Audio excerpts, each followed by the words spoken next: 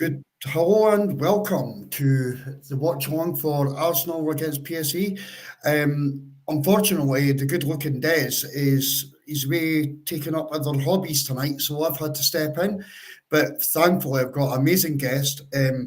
But I will say before I introduce my guest that he's the reason that we're 7 minutes late. Nothing to do with me whatsoever. How are you, Richard? How are you, bro? Oh yeah, it's definitely all my fault.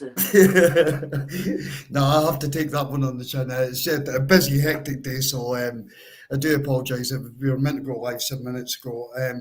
We've not even got into the lineups or that yet, so I've not seen them. Richard, did you want to go through them, mate? Yeah, I'll go through the PSD one first. They've got Benitez in goal. They got Ledema, Flamingo, Boscali, Malacia from United set out on the left. Shooten, Till, Bari, Perisic, De Jong, and Lang are the lineup for PSV. Ours are pretty easy. It's Raya, Timber, Saliba, Gabriel, Skelly, Partey, Rice, Odegaard, Trossard, Mourinho, Nwaneri. Right, okay. I'm a bit shocked that he's went up with Mourinho up top again. And also the other couple of changes that you could have possibly made was, but I don't know how fit he is Ben White coming in at right back and possibility of just for the attacking sense of maybe a Calafiorian for Miles Lewis-Skelly. Would you have made any changes, Richard? I think because Skelly's got that bad from I think that was probably why he's played. He's had that rest, getting fresh, and you get then go back to Calafiori getting a rest, just keeping that freshness in the squad. Partey isn't a surprise. He didn't. It was Jorginho against West Ham, and I think Partey in tonight is a sensible idea. He gives that bit of power and presence in there. Jorginho's a different player. White and Timber, that's an interesting one, possibly, but as White had enough minutes to start, he'll probably get a few more minutes tonight than if things are going well.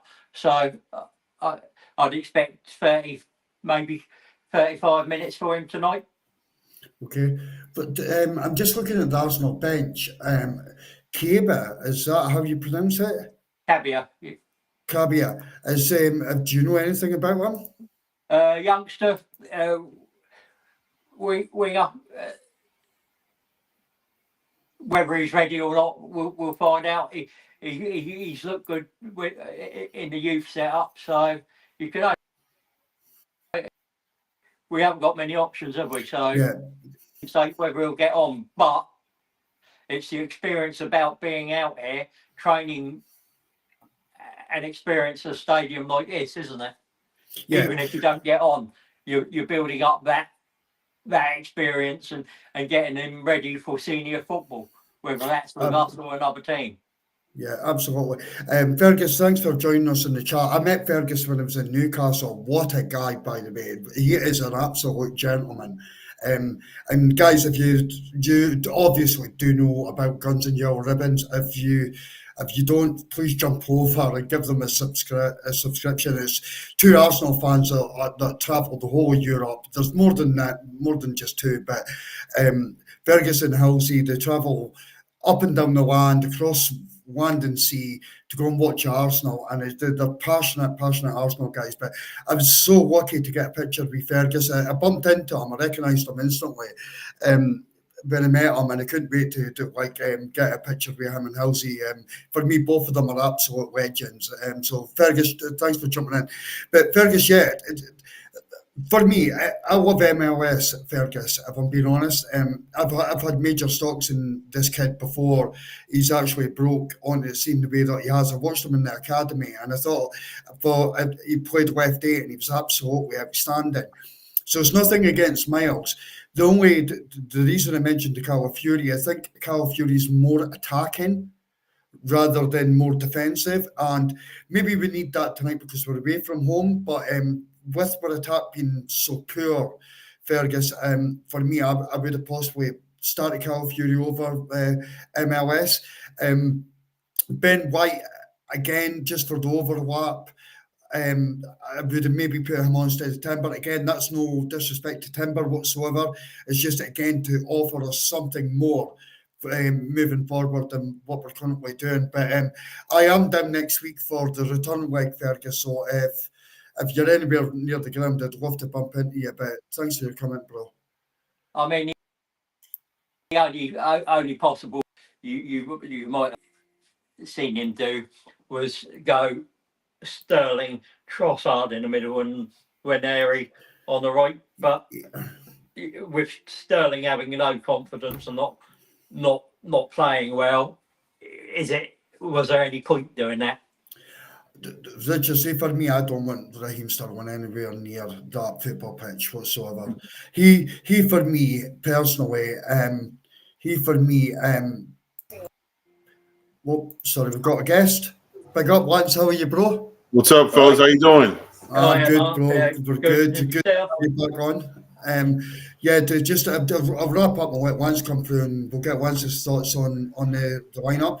But Raheem Sterling, I was at the Bolton game, Richard, as you know, and it's the only game that I think he turned up.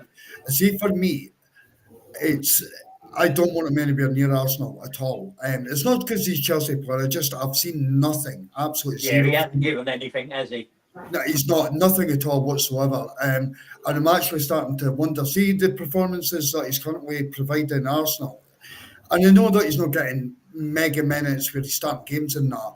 He'll be lucky if he gets a championship side next season. Yeah, it's a It is that bad. It is that bad. Whether it's a confidence thing or whether he's just shot his bolt, isn't it? Yeah, it is. I don't know. So, what's your take on the lineups, bro? Honestly, it's pretty much what we expected at this point in the season, considering how many injuries we have. You know what I mean? I'm a lot more comfortable with Lewis Skelly than I am with Calafiori. As far as Sterling goes, at this point, fellas, unfortunately, although he hasn't been performing, we have no other choice but to put him out there because I'm scared that Ethan Winieri is going to get hurt. You know what I mean? Every time this guy plays 90 minutes, he's always talking about muscle tightness and cramping, and so I think Mikel has to put Sterling. He's forced to put Sterling in because because we're afraid of somebody else getting injured. You know. But at this point, you know, we knew what the lineup was going to be. And I'm just hoping we at least go worst case scenario, we get a draw here and then bring it home. But one thing that can't happen, we cannot go down 1-0. We cannot go down 1-0. We cannot. Yeah, I mean, a 0-0 would be okay, but a win would be even better. Absolutely. No, I agree with that totally. Would you have made any changes at all, Lance, from that starting 11? Honestly, no. Honestly, I wouldn't. I mean, the only one that's pretty much up in the air is Calafiori MLS for me, maybe. And the only reason I will start MLS because he's a better one-on-one defender for me. But other than that, that's it. I mean, Ben White isn't at the point where he can go 90 minutes. I mean, maybe that might be one where you give Ben White maybe 60, and then bring in Timber. But other than that's it. You know what I mean? Because at this point, like I was saying, due to injuries, we're pretty much screwed. Yeah, I said, you know, guys, and Richard, it'd be good to hear your point on this. But me and Lance wasn't on when we started the show, and I mentioned probably the exact same thing as what Lance has just mentioned as well, with the lineup. And The only changes that we could physically make is either we're left backs or right backs. Does that kind of show where we are as a squad right now? Yeah, absolutely. That's a sad reality of. I mean, you could get Jorginho on possibly, but it's there isn't that great a depth there, is there? So you are having to be inventive and come up with things, but it's what the club and Arteta went with 22 outfield players, three goalkeepers. That was the squad size they decided on, and that. And we've been unfortunate with injuries. We just got to grit our teeth and get on with it until we start getting players back. Yeah, Rich. If you bring in Jorginho on, who are you taking off? Honestly, I'd probably put Royce in the 6 and Jorginho in that left 8 just to give that ball playing. He's so technically gifted with the ball at his feet. Yeah, and it's the only position I put him on in a game like this, because you don't want him sitting at the base. Would you not have Jorginho at the 6 though? I don't. I've never understood why people don't like Declan Rice in the 8. I like Rice in the 8, but against this PSV is are quite pacey, so I'd rather have Rice. Rice is more athletic and can cover the ground better. That's the only reason. Now, and not to mention that because we have problems scoring, you got to have Rice in the 6. You know what I mean? And that's the other thing too. I don't want to see a Rice where he's second guessing taking open shots. He's got to let that thing go. Yeah, he's got a little bit. It's got to be more. I'm going to let something go. I'm going to let something go. Lads, yeah. You've not met your fellow American. This is Brian. Look at, he's changed his handle tonight. Oh my God. It is purely to irritate. Richard, could you see this? Yeah. The crunky disguise. I think he was planning Y'all should to have do never it for a started while. Just to Y'all should have never started talking shit about this. See, the only thing I can say to you, Brian, right, is the last part of your handle in your Twitter name is AK-47. Mm-hmm. And I want to release one of them on you for fucking putting that name up, bro. Honestly. So do I own an AK? No, unfortunately not.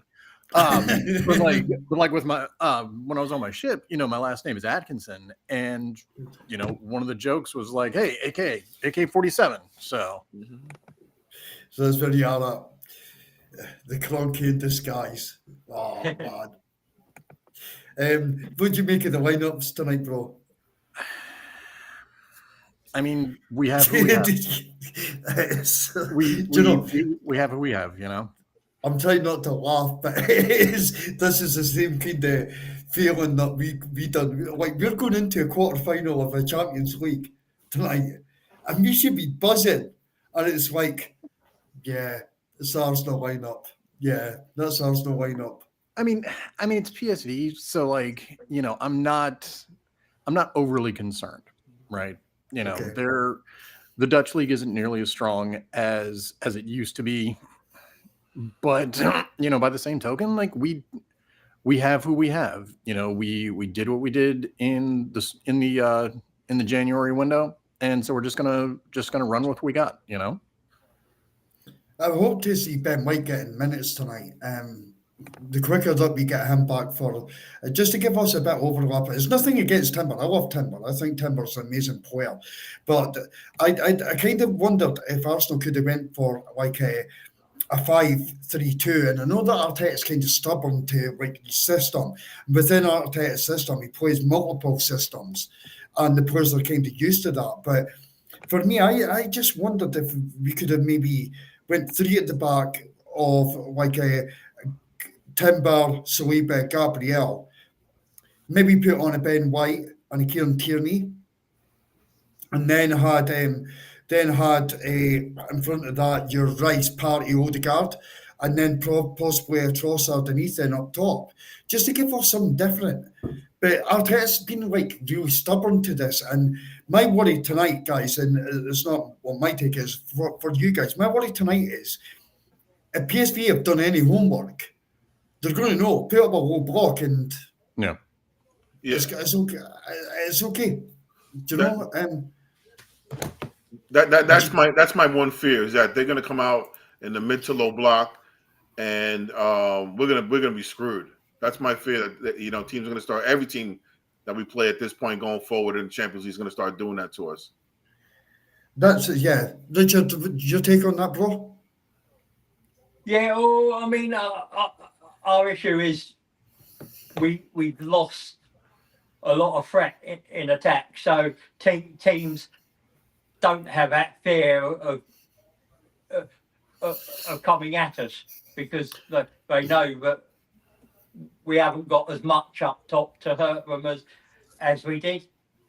So there is every chance that they'll do like Nottingham Forest did, put the men behind the ball, try and hit us on the counter, because they know we haven't got that ability up front at the moment to score goals freely. Well, when's Martinelli supposed to come back? Within a couple of weeks, I think. Let me have a look. I've got the laptop here, so I can. Do you know what's actually funny? It's funny with the Arsenal fan base because people were calling for Martinelli to be out and like to get rid of Martinelli, etc. People also said that Havertz wasn't any good, blah blah blah. And the funny part of the whole lot of this is we're begging for them to be in the squad. Yeah, we're begging for them to actually be in the squad.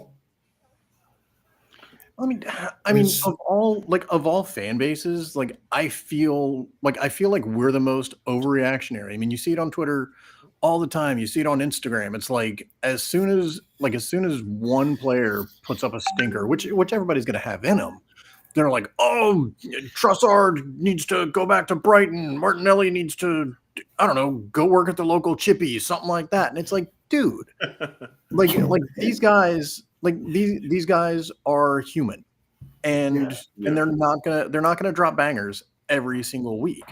And every player that we have, whether we like it or not, because I'm not high on Zinchenko, every player in the squad has a role to play. Yeah, I definitely agree. I think that's where my pause comes from. My pause comes from when fans get on Arteta for not getting a striker like 2-3 years ago. And I completely understand where he was coming from because we were breaking records in terms of scoring, 2 years in a row. And at that time, Martinelli was one of the up and coming. Klopp was talking about him. Pep was talking about him. You know what I mean? And he was scoring 15 goals, and I think Arteta was hoping that he'd get that out of him. Nobody foresaw that he'd go on a 2-year, a year and a half drought of, not scoring goals because he hit the ground running for us. But he's just, hopefully when he comes back, man, he can be on because we're definitely going to need it. But I did some math a while back, and what I found was like over the past, I don't know, 10, 12 years, something like that, the average number of points you got in a season was roughly equivalent to the number of goals you scored, right? And so, I don't remember how many goals or points we had, but they were fairly, they were pretty much close. there. Yeah, as close. And they say it's roughly even. Yeah, and so yeah, would a striker get us 3 or 4 extra goals? Yes, they absolutely could, but it's not like we're completely underperforming. Do you know what the issue is for me, guys? And I don't know if you like. I'm sure you'll all agree, but last season we scored 91 goals. Now we've lost Martinelli, we've lost Saka, we've lost Havertz, we've lost Jesus. However, that is not the only problem that Arsenal have. The players that we do actually have in our side at this moment in time, in the attacking front, have also lost all confidence. Yeah. Have lost all confidence. And that's so like your Martin Odegaard is not stepping up. Your Trossard's not stepping up. Yeah. You know what it is, Mark? I think you're 100% right. And you know what it is too? It's the big games. It's against the Bayern Munichs. You know what I mean? At home. It's Odegaard cannot be invisible in those games. And we're missing a guy like a Salah, you know what I mean? Although he's rare because Salah's just a different breed. That can in the big games can take over because we can't just be Saka. It needs to be someone else besides him. That's 100%. Quickly on Martinelli, they'll assess him in the next 7 to 10 days, but the expectation is that he won't return before the next international break. When is that, Richard? Do you know? When's this? When's the second leg? Will he be back for the second leg? No, that's next week. It's next week. He won't be back for that. The international break is end of the month, isn't it? Late March, early April, I think. See for me, I don't like, and I wanted it'd be good to get your guys' opinion on this. But for Saka, see if we go out tonight. Well, not tonight. We can't go out tonight, but next week. And Saka starts to come back. Do we try and just break him in very gently and know the season's done, rather than push him in? Or would you throw him straight back into the Arsenal side now? No, I think we've got to take it. It's a major injury he's had, so you've got to be easy with it, easy on it. Absolutely. Yeah, because surgery on a muscle, period, especially a hamstring, like that's rough. That's real rough. And unfortunately, because the nature of that, there's scarring on that hamstring tissue. It will go again and again now.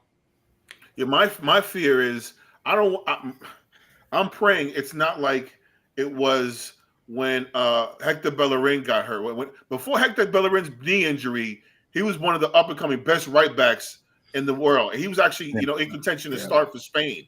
And I just hope and pray that we get vintage Saka before the injury. Yeah. Yeah. Well, it's like Tyler Adams. Tyler Adams for Bournemouth. Like Tyler Adams, when he was with Leeds, he was an absolute stud. When he first started off with Bournemouth, he was really good. And then he blew out his hamstring, had surgery, came back, blew it out again. And I don't think he's ever going to be the same player again. But yeah, to your point, Richard, yeah, definitely ease him back. Definitely ease Saka back. We can't lose what he was or what he could be. Yeah. Right, the game's kicked off, guys. How far? Let's try and judge where everybody is. Me and Richard are watching on Prime, so I imagine me and Richard are on sync. Yeah, just literally kicked off. We've got balls of Raya. Yeah, I think we're about 30 seconds behind. I'm 20 seconds in. Are you about 30 seconds behind, guys? Yeah, Brian, we haven't even kicked off yet. Brian, what state are you in? DC. Ball over the top. Back to Raya. I live right outside DC, but it's just easier to say DC, Yeah. What about you? I'm in New Jersey. Okay. Yeah. So I guess me and Brian are on like 17 seconds. Yeah, I'm seeing 24 right now. For us. I'm a minute, so I'm ahead of you guys. Sorry. That's all right.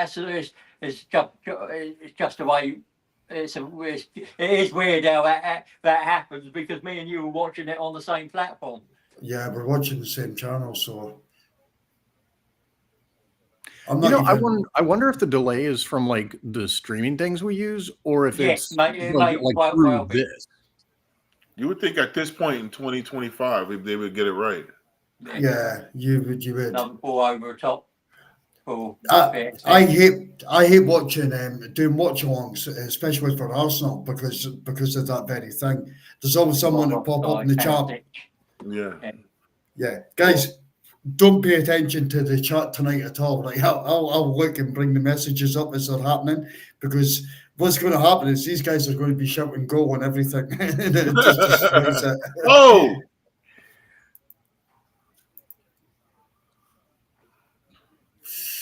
Okay. Oh, unlucky. that kid, man. MLS is unbelievable. He's Unbelievable. special. Unbelievable. Shame Odegaard wasn't quite up to speed with that. Yeah. By the way, did you guys catch did you guys catch the match down in the under 18s in the FA Cup? Catch what? Sorry. The FA Cup for the under 18s? No, I didn't see it, bro. But we got beat, didn't we? Yeah, we got beat, but this kid downs, man. Oh my gosh, man. He's a man amongst boys. Him with a nice. Yeah, I'm hearing amazing things about him. He can't play for the first team because he's only 15 and he's not 16 until next year. Yeah. Lever just showing his class there. Richard, if you want to do a bit of comedy, feel free, bro. Yeah, we got it back. Gabriel's got it, but going across to Saliba, going back to Raya.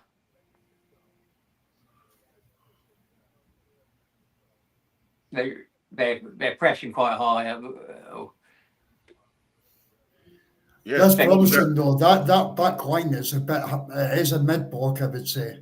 Yeah, it's a when they got a chance, they engage. It depends who the ball goes to, isn't it? The better, more technical players, they're not pressing as quick. But so much for they're leaving a nice line for us to get through. So if we can get the ball right. Yeah, it looks like they're playing. Looks like they're playing in a back five when we have the ball. Yeah. Yeah. It looks like we have space. It's just like if anyone could actually. Yes. If anyone could actually put the ball in the back of the net.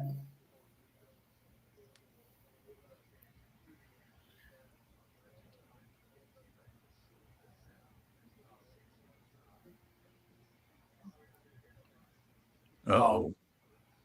We're good. Yeah.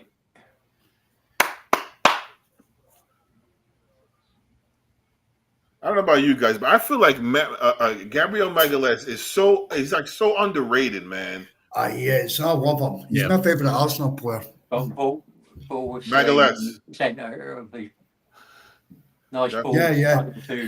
Gabriel Magalhaes, he's my favorite Arsenal player. He's only on. Do you know Arsenal need to sort out with his contract? He's only on 90 grand a week. Wow. Well, that's ridiculous. That is ridiculous. Like who makes the most on the team? Isn't it Havertz? Havertz 275. Yeah. I mean, what you got to remember is the most of those wages he won't get that every week. It'll be dependent on performance related goals, assists, and bits and pieces. Okay. So there's like a lot of bonus stuff in there. Then. Yeah, there's a lot of bonuses in that. Okay. Every player's the same. Chance. Free kick. Odegaard goes out to Skelly, to Nwaneri. Nice ball in. Oh. Who was that? Was that Marino at the back post? Not sure. Or was it Gabriel? Might have been Gabriel, actually.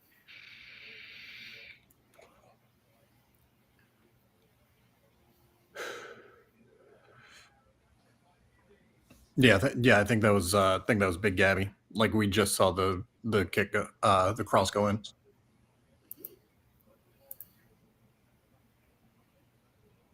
How do you guys feel about maybe starting or Winieri and maybe like a 9 or a false 9?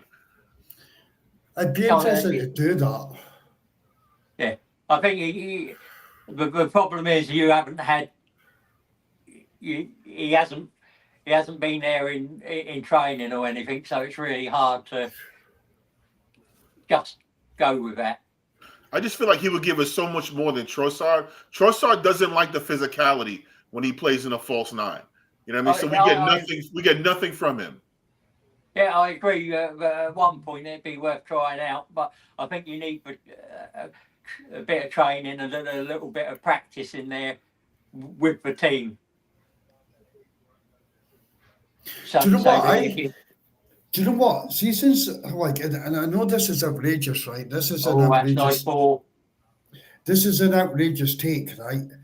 But see, since we've got like defenders, etc., on my side, I think I would like to see like Big Gabriel going up top. Played by Saliba. That Gabriel ball going on where? Going where? Big Gabriel up top. No as way. A striker. No, do you know what? It's because of the power that he's got. Just showing that run there, everyone. But yeah, Calafiori as well has also played up top. Calafiori is not bad. The problem with Gabriel is that he pretty much runs runs everything back there. You know what I mean? Like I know he does. You know what I mean? Like he's the brain back there.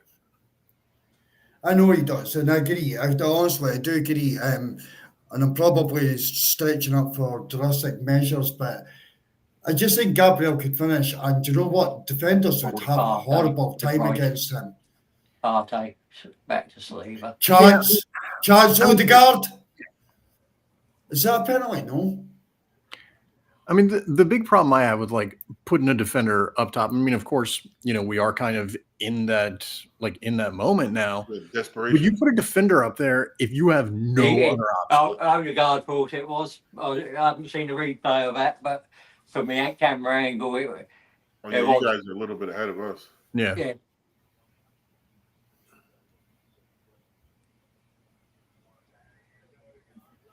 Sorry, guys. I'll try and keep myself on mute. No, don't keep yourself. Wait a second. It don't matter. It's the way it goes. I don't think you'll ever get a perfect. Yeah, just I'm miles. I think I'm miles ahead of you guys. Wait, that's not going to VAR. It probably has gone to VAR, now. But we haven't. They're asking now. We haven't had to stop. This is the first time the ball's out of play now, and Odegaard saying, "Nah, that's not penalty." I haven't seen it. Oh, wait a minute. The first contact's not. He swipes fresh air, but is there contact on his boot? Look at it. Is there contact on the second? No, he kicks into the ground.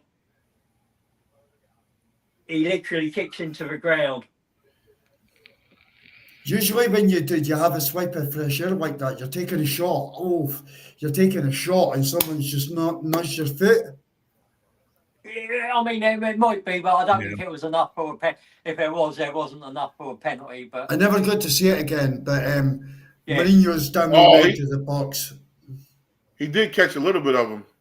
Yeah, but I wouldn't call that a foul. No, it's not. Anywhere. It's not. You've seen a replay now. Nah, he does kick the ground. He doesn't touch him.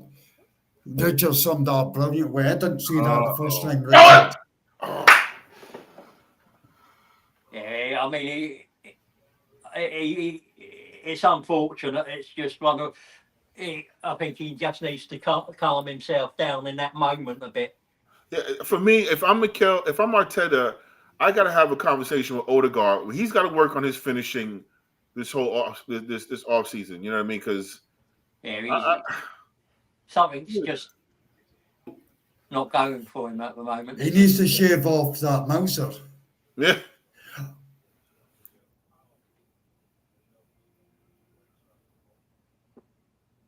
Oh, that's nice. Oh, well done. Go! Yes! Oh. Richard, I put myself on mute. Oh, offside. That's music to my ears, Richard. Right? Music to my ears. Yeah. It's not. It's offside. Oh, Well, I will check it. It will be automated. Oh, yeah. good Wait, ball. Richard, I put myself on mute so I didn't destroy it for the guys. Well, that is close. That It's will not. It's Ooh. off. That's close. I think his shoulder might have been off. Yeah, it was. I think his shoulder was off. Back, wasn't it?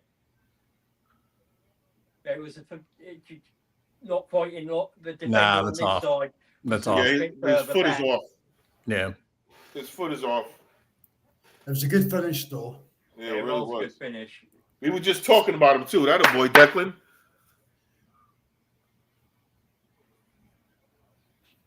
Do you know what? I'm really happy with the start that we've made in this Yes. game. We Yes. look good. We do look good. Yes. Yeah, we have a lot of possession, but it's like useful possession too. Like it's Yeah. not passing it around. It looks dangerous. Yes. The ball's moving. Oh, Yeah. that he's only a toe off, or a foot, maybe half a leg off. They've just shown the automated system there. Just the foot. What is Mourinho doing there?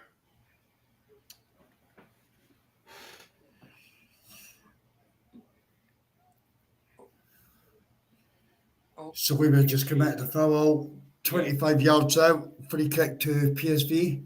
Yeah. Richard, try and contain yourself, bro, when we score. I'm not sure that's a foul. We see that in the Premier League. Oh. You got to remember, officiating is different in Europe. Yeah, it's one of those you wouldn't see in the. I love officiating in Europe. I honestly think. Yes. I mean, like I'll say at least it's consistent. Well clear. Yeah, across. But that's the thing about it. You know what I'm saying, Brian? The consistency. I'll take that as long as it's consistent. Mm-hmm. Yeah. See, the only problem that you've got, see if you're allowed to put a bit of, well done, Miles. See if you're allowed to put a bit of strength into a challenge, etc., in the Premier League, and then you go into Champions League and you're not allowed to do it. Yeah. I think they need to be in sync a bit more. Well, like them. Because you're asking players to adjust from one system onto another system. Yes. Like within 3 days. Have you read the news today that Wenger is looking to scrap the toe? If your toe it's such a fine margin of offside that's being scrapped, it has to be clear of sort of a whole leg, the whole body, right? That's what he was saying. Yeah, I heard that. Not just a toe. Yeah, I heard that. Yeah, it was like something about, I don't know, something about like the spirit of being offside, like that offside on Declan Rice earlier. Yeah, if you were going by the spirit of the law, I wouldn't call that offside. The thing with Arsene Wenger, he's always been is pragmatic a proper word to be using. He's always been for the attack. He wants people to be entertained. So he wants to see goals, etc. He was never, if you look at even in like the times under Brian's, oh you fucker.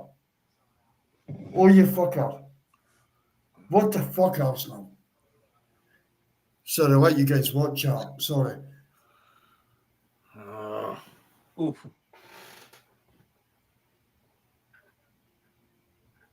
What the fuck? That was a good ball across, and it just Ryder gets a hand to it out, but it falls to PSV. Did Gabby get something on that? Maybe Gabby got something on that. Or maybe Gabby sliding made him lift it too much. Oh my God. Fuck. That was close. It's a warning. It's the best chance they've had. It's the only chance they've had. Yeah. Yeah, so going back to what I was saying, I think that was pure goalkeeping by Ray, if I'm being honest. I think Gabby did get something on Yeah, that. Gabby, again. I love that guy. My But if you go Yeah. back to Arsene Wenger's teams, apart from when Arsenal had money Yeah, he did before get we going on it. before we that. when we had money before the Crunkies came in. Sorry, Brian. We had Arsenal defenses were like they were shit. If we're being Yes. honest. Yeah. But our attack in midfield was always amazing, and it's like Arteta's trying to kind of do a reverse on that a bit. I don't think he's trying to give us a shit attack, but No, I think to your point, I think he's trying to build it from the back first, because we all know if you think the majority of teams that win, the league, the defenses are really good, and I think he's trying to build it from the back forward. You know what I mean? Yeah, no. If Aubameyang had been a little Richard, don't say a word. Richard, do not say a word. bit. Why not? I thought that was special.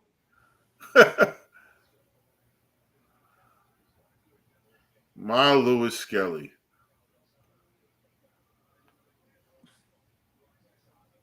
It's what we wanted, though, wasn't it? Ha There you go, guys. Timber. Well done, Timber. We're off. But it was that set-up play between Royce and What a ball by Declan Rice there. How about my Lewis Skelly on that? yeah.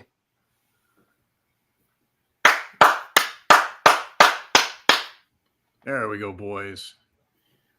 That's what I'm talking about. This kid, man. Strong and powerful. Look at him. Look at him. Look at him. My Lewis Skelly. No, I was Timber. No. I'm saying my Lewis Skelly getting away. Oh yeah, on the overlap right there. Yes. You look, he was so powerful in the area, Timber. He just. You know, that was a really smart run. That was like MLS's stock just went up a lot in my book. Yes. Because that was a really smart run. Like he didn't have the ball, and yet he made the run and drew the defender off to give Rice that space to make the cross. That was really smart. Yes. And the play with the ball too. That kid is so strong. It's unbelievable.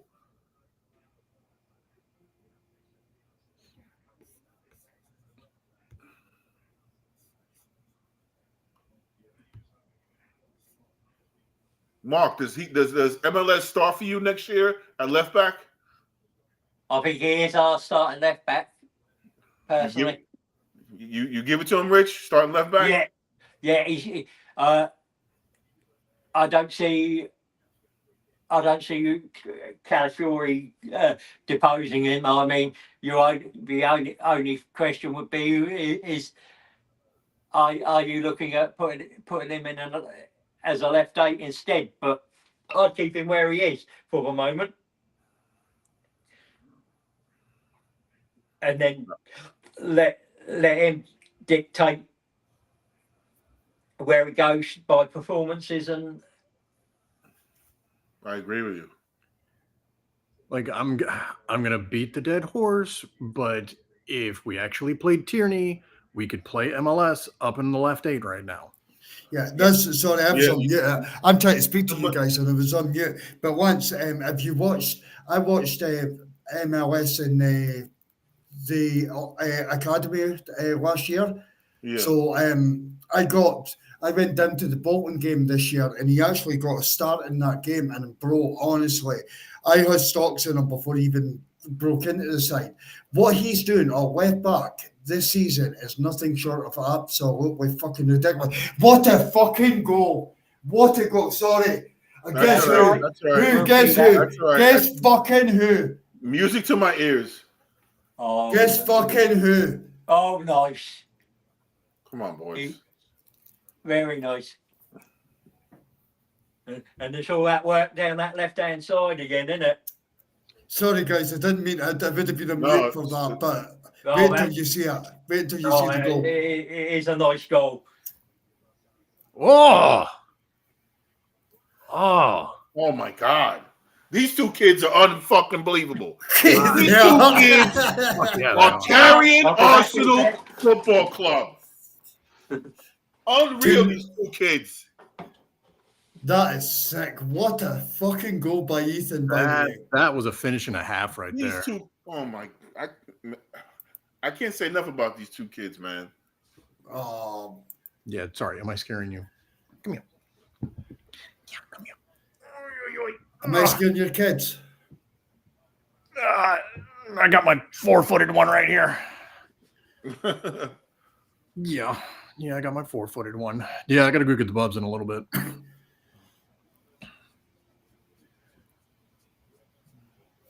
For the watchers, I normally scare either Brian's dog, Brian, or his kids on every podcast. I was gonna say, like they're like all three of them are basically guest stars. Mm. Yeah. Bless you. Is that a hint for a walk? Might be in a little bit. Yeah, you tell us. Yeah, I mean, what you're seeing is that week off from not having an FA Cup game has allowed us to work on those combinations, those attacking combinations. And, Yeah. Maybe the travel to Dubai kind of hurt us.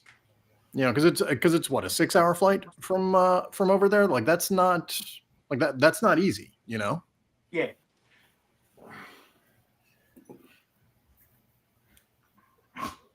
Do you know what's actually crazy here? He's just booked miles. Why are you booking miles for that? See, if Arsenal continue the way they are, I've just literally paid probably, like, by the time ticket, travel, hotel, Job, Saliba. about 350 quid to go down next week for a return leg, and it may actually be over on the first obstacle. Yeah, I think the ref thinks he pulled his shirt. That's why he's booked him, but he didn't actually pull his shirt.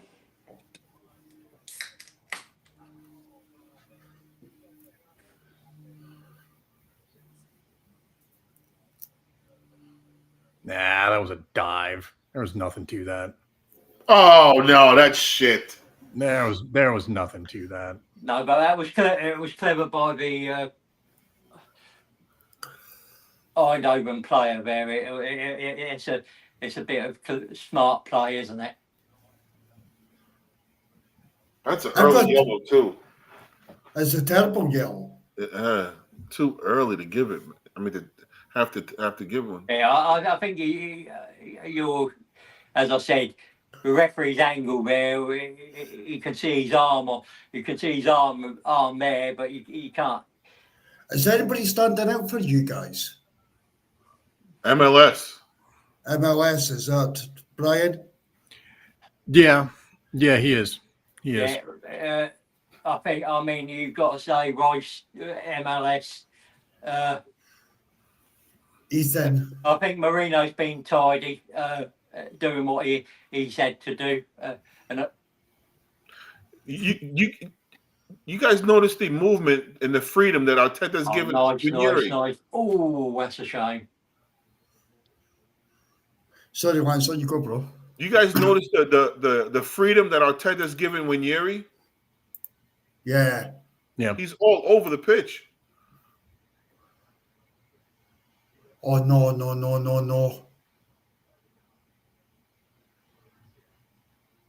What the?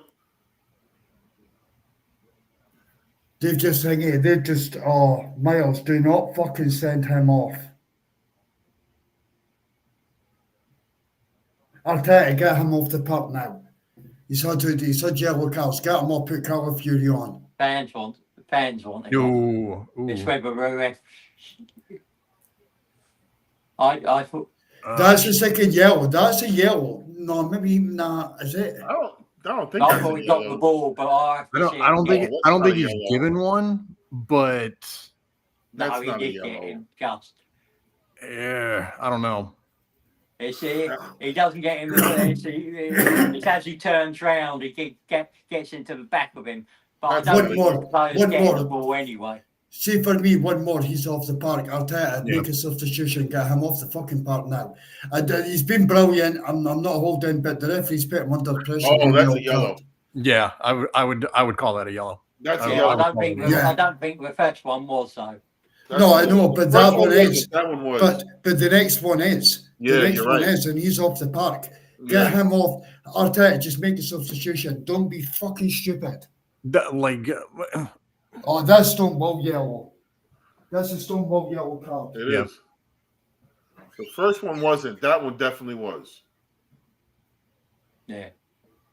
Yeah, and tell him, hey, it's the like right- you didn't do anything He wrong. don't get him with the left. He gets him with the right as he turns round. But We're 2-0 Trossard needs up. to be giving Guys, him a bit more protection there as do you well. know? Do you know what? We're 2-0 up. Don't screw this up, Arsenal. See, if we take this away now to the Emirates, we're laughing, guys. Yeah. All we got- Arteta, just take him off the park. Take him off the fucking park. I think he will at half time. I think he wants to get to half time. Yeah, you Like have what to. Mike- Get to halftime. I would exactly. You If got. he's faced with one more bad challenge in the next 20 minutes, he's not going to make half time. And look, smartly and rightly so, they're going right to him. Mm-hmm. Of course, I would be doing the same if I was him. Arteta, Yep. get him off the fucking park.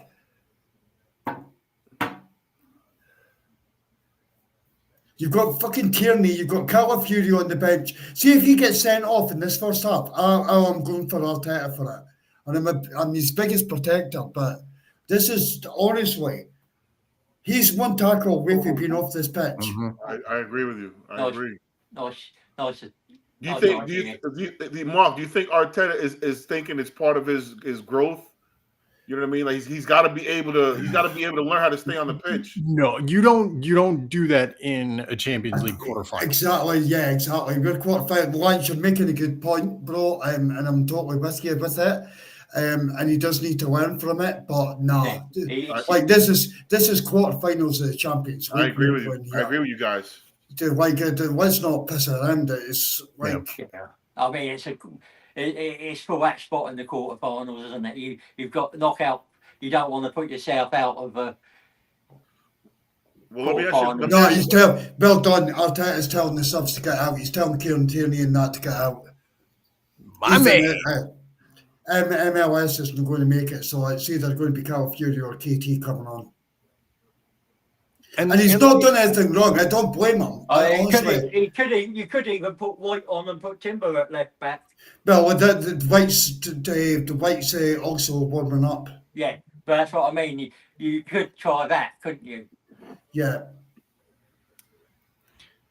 Yeah. You're doing nothing up away from home. Yeah. Quarterfinals of the Champions League. Take them off. Like Miles, you've not done anything wrong. It was a stupid first yellow card. I don't think it was a yellow. Second one, 100% was. Yeah. And maybe the ref had that in the back of his mind where he kind of thought, it was a soft yellow, and that was a make good. Gosh.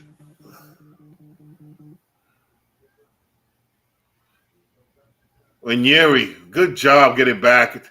Yeah, we did well there on the cover.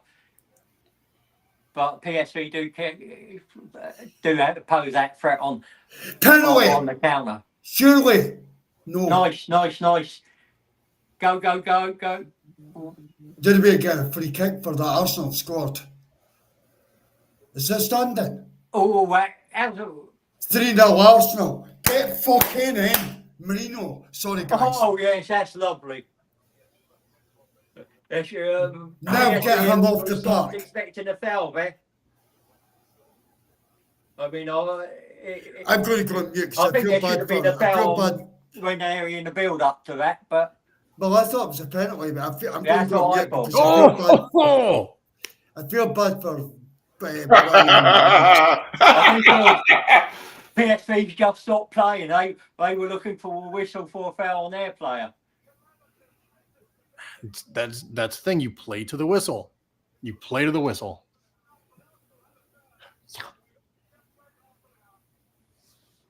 As Annie's like staring at me like I got 3 heads over here. No foul there. No. That's No. brilliant. Right through the defender's legs as well. Arsenal can't score a goal. 3 up in 30 minutes. Brilliant. I love this. That was good by Timber getting the ball off Yeah. back off a defender. It's offside. Oh, it's very offside. No, he wasn't offside. No, he came back. He No, came back. yeah, he can't get. He came back they're on checking anyway. the goal. They're checking it. No, I think he could be off.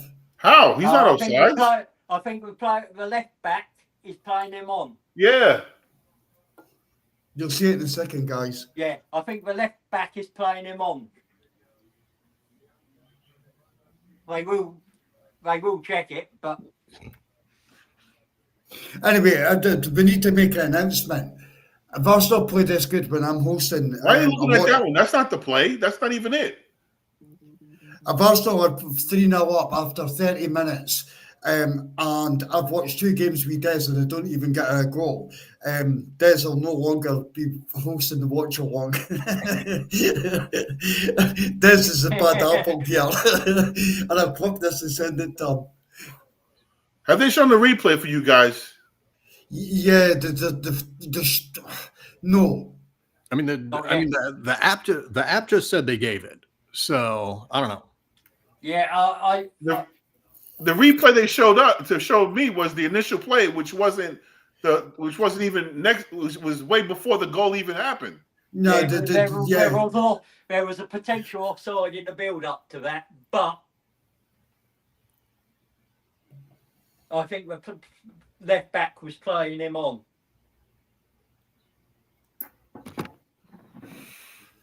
This is a long ass offside. Yeah. It's tight. It must be tight for. And they're You know probably what, though? I checking think they're probably checking the offside when they're checking where the Skelly, Timber, the foul on Timber, and whether he fouled their defender. see if this stands. This tie's already over after 30 minutes, and that is fucking music to my ears, man. Yes. Yeah, that means we're through to. Means we're pretty sure, confident of going through to the quarterfinal, and You're right enough. I keep saying this quarterfinal. This is last 16, is it? yeah, I tell you what, it looks like Mikel's going to leave MLS on. yeah, it is. It's been given. It has been given. How do you know? You're ahead of me then. Well, I got the notification on the app. Well, it's been given. Yes, it has been given. Yeah. Yeah, it is. No, MLS is off. Call of Duty on. Well done, Mikel. Brilliant. Good job, Arteta. Yeah, Well done, it's well sensible. done. It's Well not- You done. never did, Miles. You never done anything wrong, bro. You never done anything wrong. We just got to be sensible, bro. yeah, you got to protect him, haven't you? Yeah. Fucking brilliant. Absolutely brilliant. Well done, Arteta, as well. I mean, it's a substitution you can make when you're 3-0 up. Hey, I tell you what, just coming off the pitch, it looked like Miles understood why he was coming off. Yeah. You know what I mean? Because any other immature player would be yelling at the coach and causing a scene, but it looked like he understood why he had to come off. Yeah. I think he completely. realises he was Completely. still to be on, given the fact that he'd already been given a yellow. Yeah.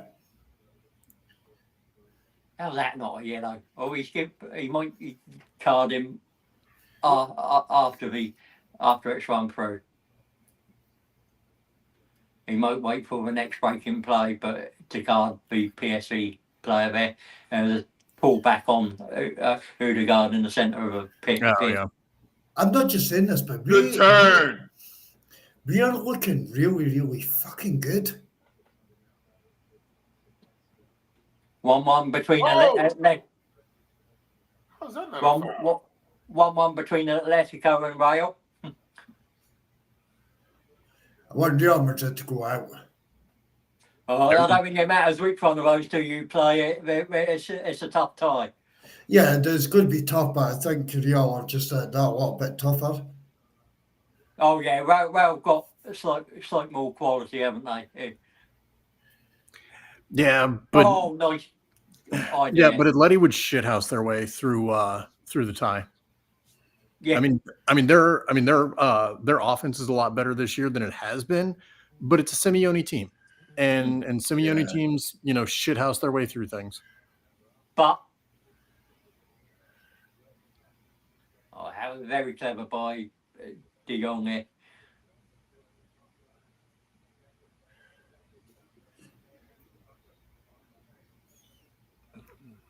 Could we actually dream of winning this competition? I don't see I why think not. we can. I mean, you look at the teams you've got, right? The teams you've got there are Barcelona, Bayern, and Liverpool, and the two Madrid teams. I'm not fearing Liverpool because I think Arsenal over 90 minutes have beat fucking Liverpool. Over 180. If I we think were over 100%, 180 minutes in a two-legged tie in the semi-final, you beat Liverpool. If you were to face them in the final, that's a different thing. Yes, so our next two games after this are either Real Madrid or Atletico, and possibly Liverpool in the semis. Is that right? Yeah, Liverpool in the semis, and I think it's Bayern and Barcelona in the final. if we were 100%, I have no fear against Liverpool. I think if we can get Saka and Martinelli back and we get to the semi-final, I think we have every chance.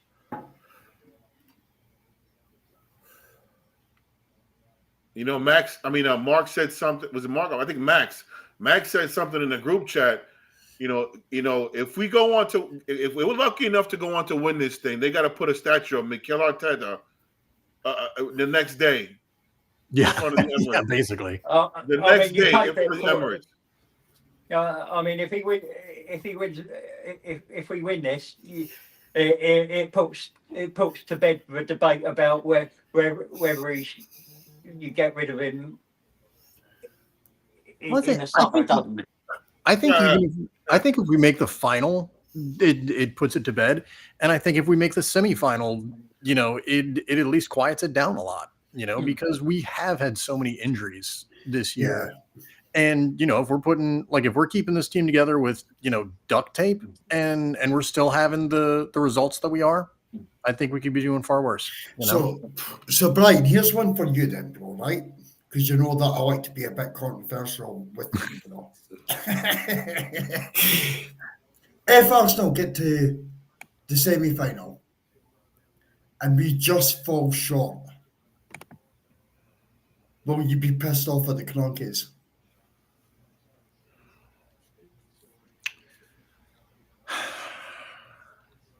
Come on, Brian. Come to the dark side. Come to the dark side.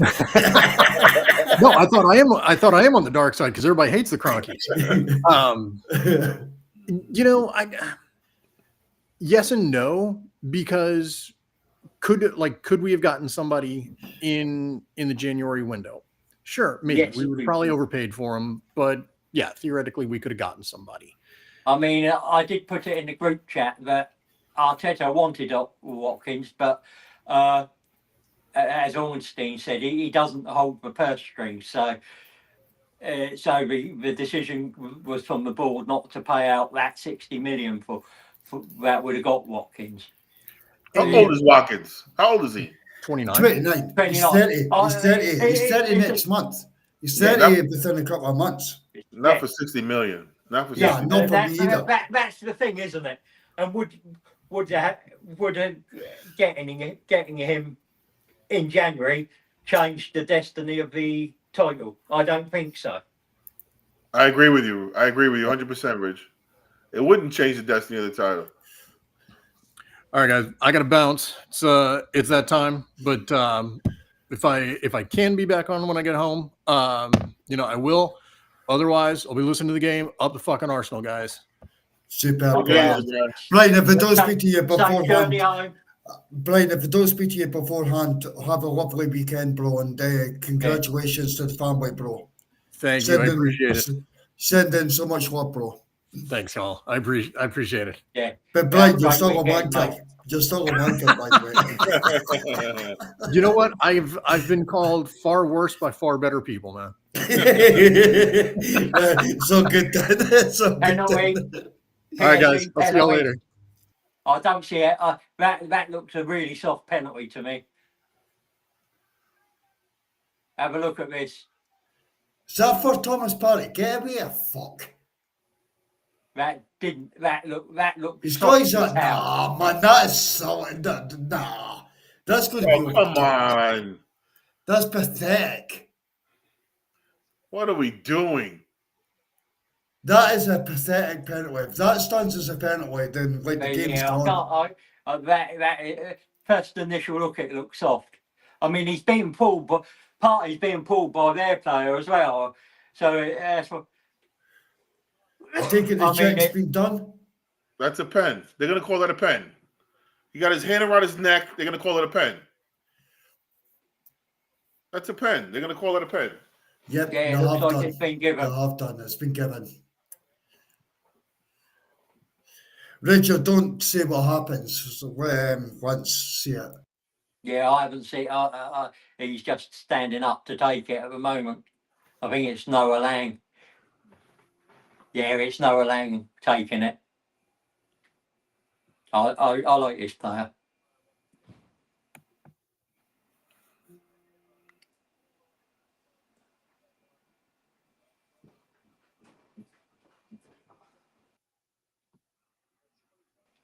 All good, Will?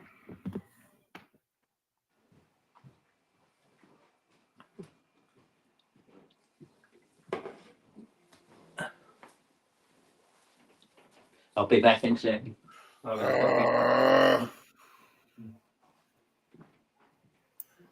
That's never a penalty. I don't know. Around the neck, you're always going to get that called against you. Oh, you bastard. Declan Rice just been scored.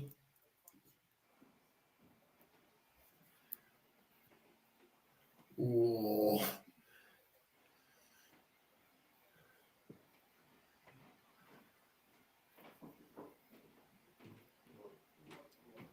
We've been brilliant in the first half, honestly. The only player that I've not seen actually get involved is Trossard. Yes.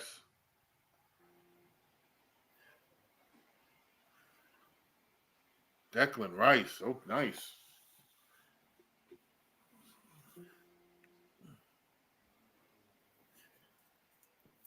But it's a corner.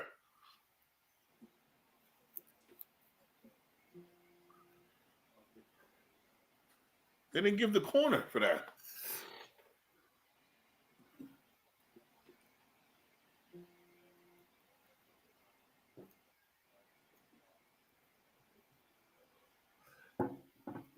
See, if I was Arteta now, I would just go into a low block. I'd park the bus and just just take this back to the Emirates.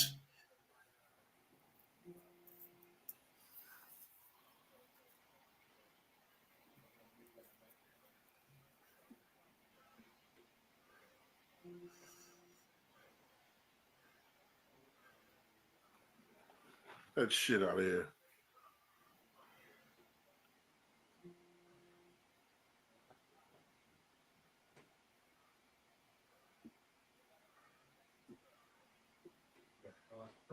Thank you.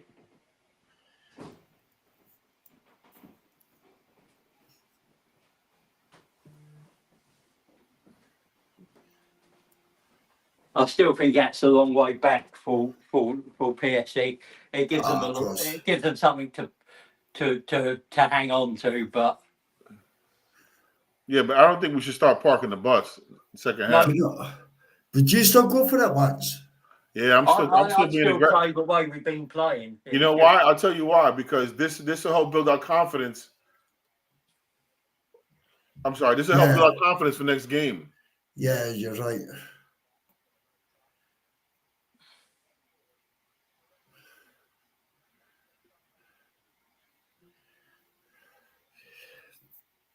That was a piss poor penalty, by the way. The guy took it well, but it should never have been a penalty in the first place. No, it should never have been a penalty, but unfortunately, again, I said earlier, De Jong's a very clever player. He goes down really well and buys those. Do you know what the problem is, Richard? We see this like 10 times every corner, never mind every game. Yeah. So, Party also got a yellow card for that, so I expect Jorginho to come out in the second half.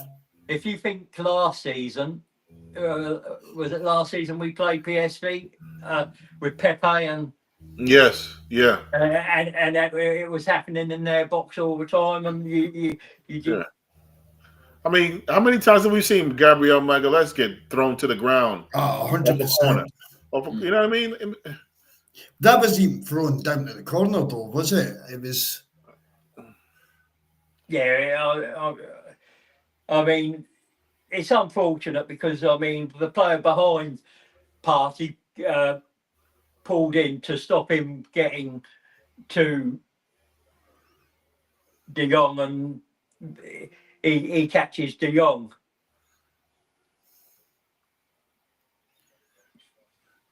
Do you know what? Rice has been brilliant in this game. Yeah, he has. He really has. Yeah. He's you know what it is? He's being aggressive going forward. Yeah. That's nice again. I look at that by Marino. Clever by Odegaard. I think we talked about it before the match started, how we wanted him in more in a 6 this way because he has to help out in scoring. We need points. We need goals. Got on the throw just short of the 18-yard box on their right-hand side. Do you know one thing that I want to see from this side? And I think he needs more of it. And I think there's only one player in the park that actually freaking does it.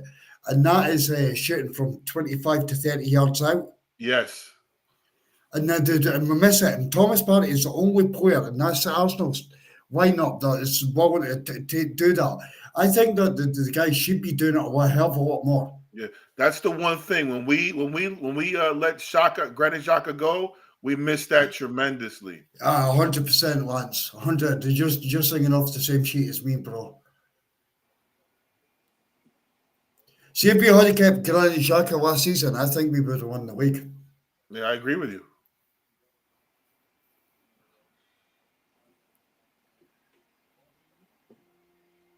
Didn't buy it that time.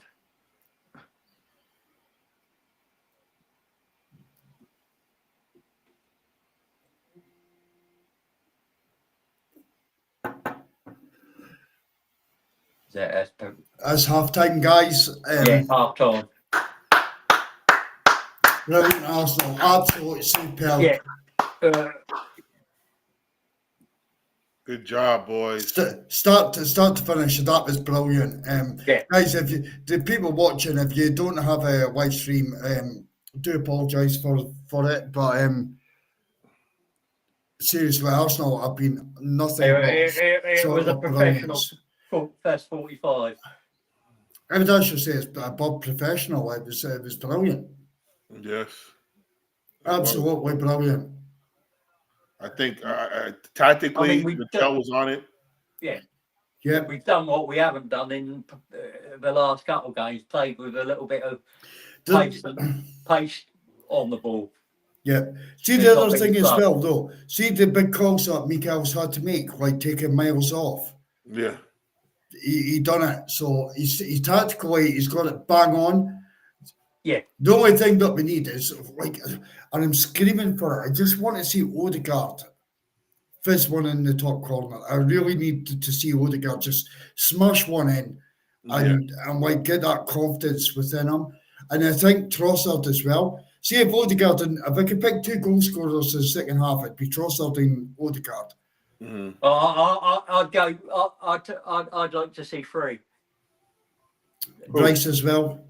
No, I'd like him to bring Sterling on and Sterling to get a hat trick. That would be a trick. You think Richard, that would go? People would go crazy over that. Richard, if we brought Sterling on and he scores, did you see the apologies that I'm going to have to give out? Bro, I'm going to be here for the next week before I go down to the second leg. I'm going to be here for next week until I go down to the second leg, apologising to people. Yeah, I like to see Odegaard and Rice. Yeah, I mean, go from we distance. want at least another From goal, don't distance we? as well. Yeah, get another goal and see the tie off. It was absolutely outstanding. I'm not sure about Trossard though, Richard. Did you did I miss any of that? Well, I didn't see Trossard actually doing anything at all in that first half. He wasn't outstanding. What he did do was tidy. He got into some nice positions, but was crowded out. But I mean, it was his connection with him and Skelly's connection on that left hand side with Rice that created the first goal. So he's been a solid 6, 7 out of 10. I mean, he's not been the best player on the pitch, but he hasn't been the worst. So yeah, I I agree. think I don't know, mate. I would have said that he probably has been the worst player in an Arsenal jersey in the first half. Honestly, I don't think any of them are playing poorly. To be quite No, honest. they're not. Well, no, I just I'm not. But to Richard's point, I think he has been like a 6. He's been getting out of tight spaces. I mean, sometimes he looks like a spinning top, but I mean, he's been getting out of some tight spaces and doing some good things. But I wouldn't give him a 5. no. Wow, what a shot! But all in all, I like what we're seeing so far. I'm loving it, bro. This is my Arsenal back.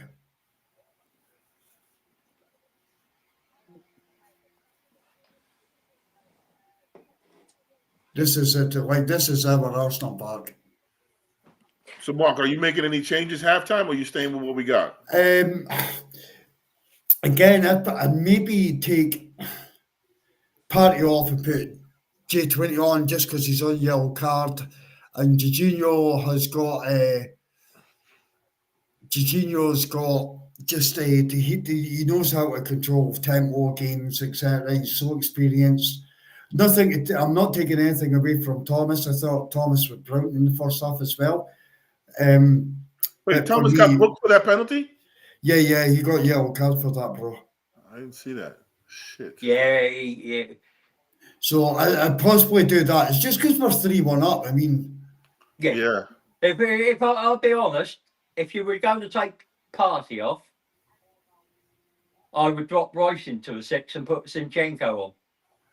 well, that's another option.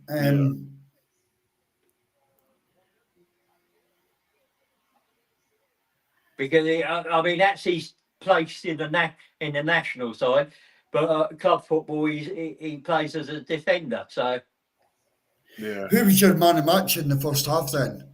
I've got 2 that come to my mind. 2.5. Me too. I got 2 too. I got Timber and in Winyuri. Richard. I mean, for me, there was 3, but I was looking at Skelly, I was looking at Rice and Timber as the 3 standout. Right, so I know who's getting man of the match for the first half because mine would have been Timber. So 3 have agreed on that. And then it would have been 100%. It would have to be Miles was my half in there because he's only played like 30 minutes. Yeah. He had to come off, and I thought he was absolutely outstanding. Yes, and the other one, when he was called upon and like when really needed is Gabriel. Mm-hmm. So, but I think that 3 we've mentioned names and we all agreed on one player, and that was Timber. So Timber has to take the man of the match for the first half. Yeah, Agree, guys? Yeah, he was solid defensively. He got forward and he took his goal well. I mean, I don't know about you guys, but it looks to me like I've never seen Timber this aggressive. The last time he was this aggressive was when he played back in the States, and we were all like, "Holy shit, this guy is amazing." He's a fucking monster. He's a monster, Lance. Honestly. I mean, where was we need this Timber to be week in, week out. He better show up against United. I tell you that much. I tell you, I'm watching. They're showing the replay of Lewis Skelly's second tackle, and that is a Stonewall yellow. Yeah, absolutely. Oh man. Yeah, he doesn't hit him with his first with the leg he went with, but as he turns over to get up, he goes into the back of him. He didn't even get the ball. That's one area he needs to improve on. You know what I mean? Keeping his cool. Yeah, I think he's young, and that first yellow rattled him a bit. But yeah, and Perisic, you can't. Perisic is a pretty decent player. He's tricky, and he knows how to go at people.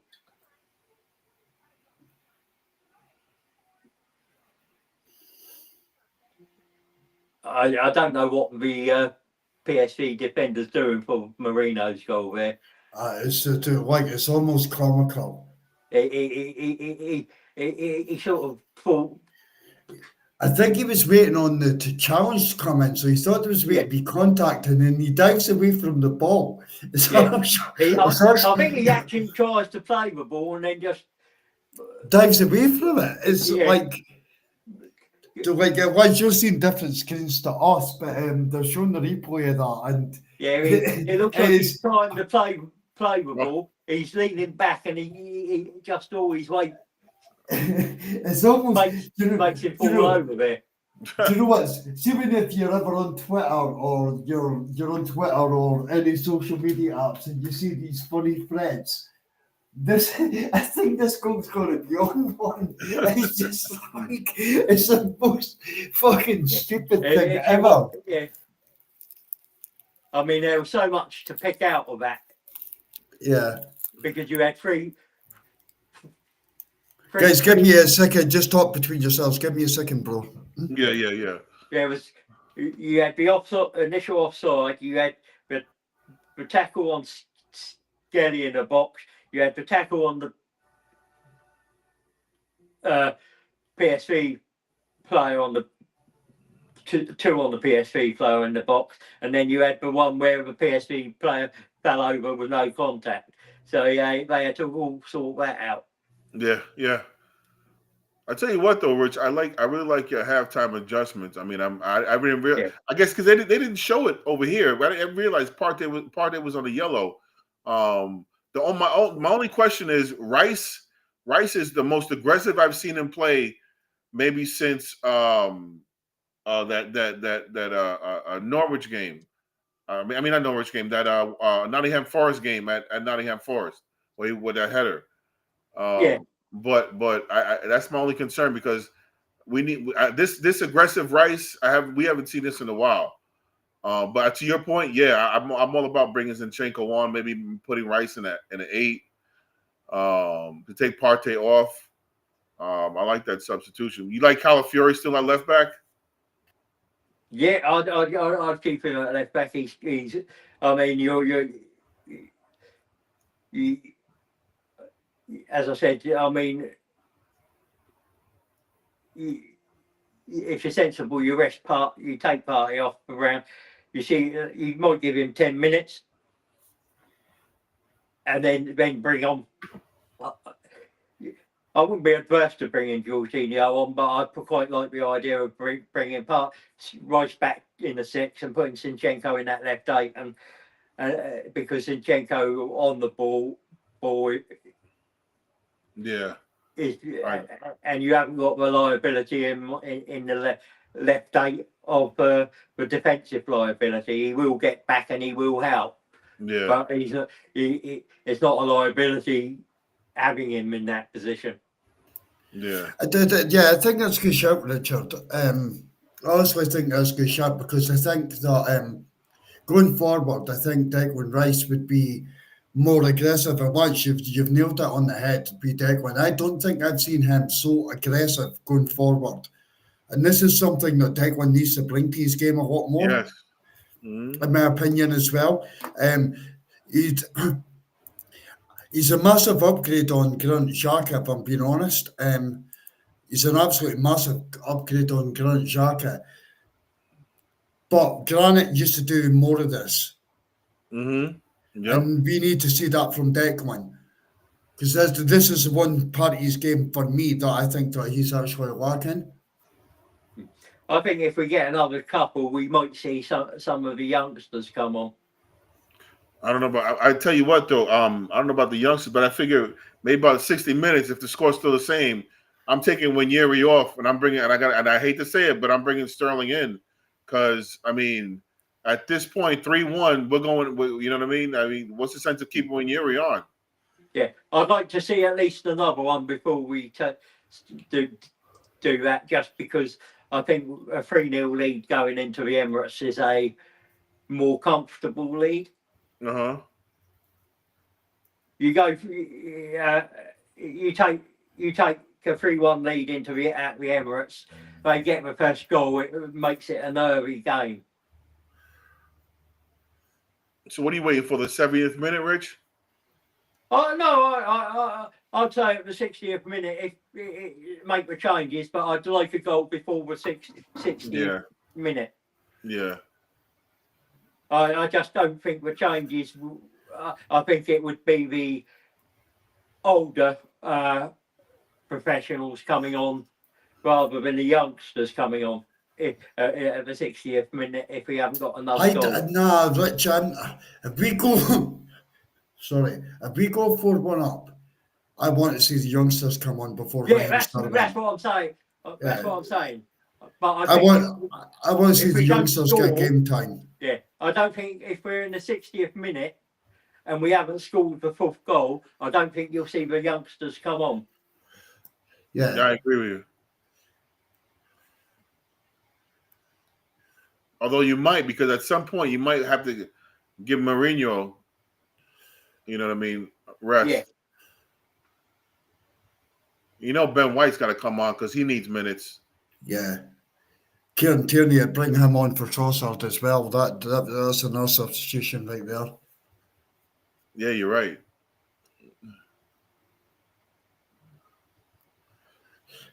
Now that I'm looking at PSV, you know who I really wanted to? Remember that Simmons for PSV, man? Yeah. Man. I loved him, man. I was so upset when we didn't go after him. No, I think we inquired, but we did. What did he go for? Was it 80 mil? Yes. I think it was about 80 mil, 70 mil, something like that. They're making a change. Negazilo or something. Who's he coming on for? Mark, where's he at? PSG, right? Yeah, he went from Ajax to PSG. He's now with a German team, isn't he?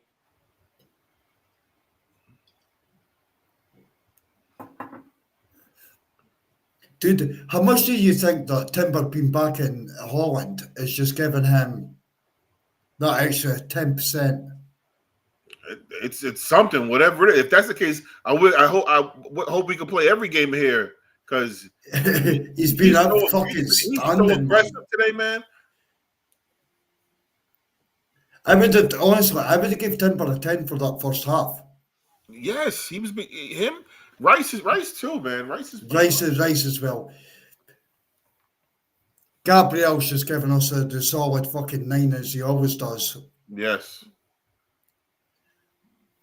I'll be more pleased with Saliba this game.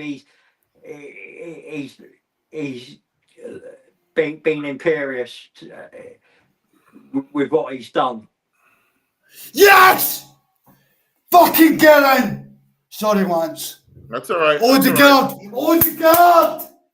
Who called it? Mac, you called it, right, Mark? You called it. Who said Odegaard? I fucking needed that. Odegaard. Keeper was on the floor, but that was nice. You got to take Odegaard, I needed that. We needed that. You said that here, Rich. You said a goal before 60 minutes. Maybe Yeah. we got after fucking 1 minute. Yeah, we don't know. Man, sorry, bro. Sorry. Look at That's all those right. PSV fans. They can't believe what we're seeing.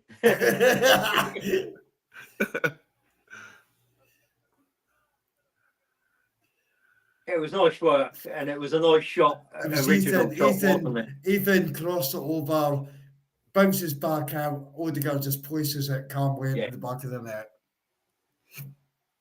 Doesn't even celebrate. Well, barely celebrates. Just walks off. Odegaard, do you know what I need you to do? Go and just have a shave, please. Yeah. Have a shave, Yeah. bro. And that is it. That's all you have to do. Please, bro. But, Have you saw it yet once? Listen, yes, you know what? Once he scored, I felt the weight come off my chest for him. You know what I mean? Like I feel so bad for this guy, man. Like he couldn't even. I'm just glad he scored, man. This time's may be over. This time's over. This time is fucking over. Rossard! Oh, that's nice. Fucking yes! Oh yes, that is beautiful. Sorry again, guys. I'm going to put myself on Callum because I'm well ahead. Trossard with the assist. Here, who were we saying for all the goals? For not even 5 minutes into the second half, we scored 2. If we keep this up, we're Who called Trossard? Somebody said Trossard too. They do not look happy, do they? I said Trossard and Odegaard. You said Trossard? I know Odegaard. But That do you know what? was Trossard, oh brilliant, man, man. that is some finished Trossard. But you look at the Califury pass. Oh my God. The nutmeg by Trossard. Oh, it's, oh man.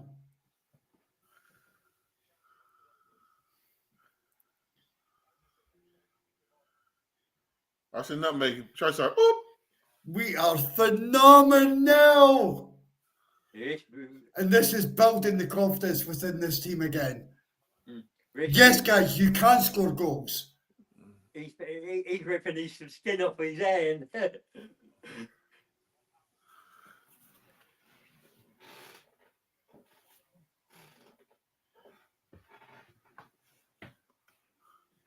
Fucking shit, man. It's not shit, right? Because I'm lucky. But I've just booked tickets to go down for the second fucking leg and the time's over. But you can watch a game relaxed and Yeah. Outstanding Arsenal. This is fucking my Arsenal back. What you would really hope for is a similar scoreline in the second leg. Yeah. Do what Bayern did to us. Who beat Brest? Who beat Brest 10-2? Was that Bayern or was that Real Madrid? Yeah, that was Bayern. There was I did it in in a couple consecutive seasons, didn't they? When they were really hot. Oh, that's lovely. Go on, Ethan. Oh, look at son. Thomas, hit one. Oh, take a shot, Thomas. Honestly, we are outstanding. I'm not just saying this. We are fucking outstanding tonight. I wonder how much Perisic is regretting his comments pre-match.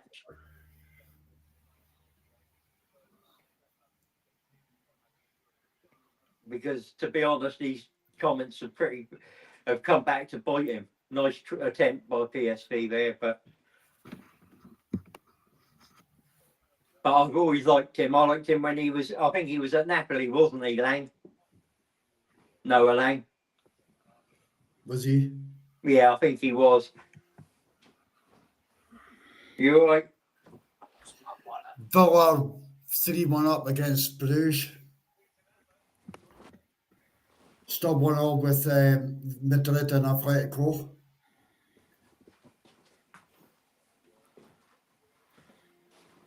Guys, give me a second. I just got to grab my charger. Yeah, no worries, bruv. Yeah. That's still a decent score. But to be honest, in La Liga, this it ended 1-1 at Atletico, and Atletico won 2-1 in Madrid. So if they follow the league form, nice defending by Gabriel. I think Raya had it covered anyway, but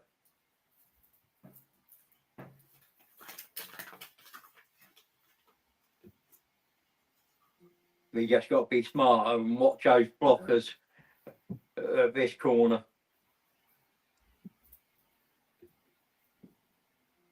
We haven't had a corner yet. Another corner we haven't actually, have we? What was the stats at half time? Normally we do cover you for the half time stats. Sorry, bro. That's all right. Nice save by Raya there. It's one you'd expect him to make, but What's the half time stats? Was there? I'll give you give me a second to get the laptop back up and running because it's. Well done, Rhea. All right, there we go.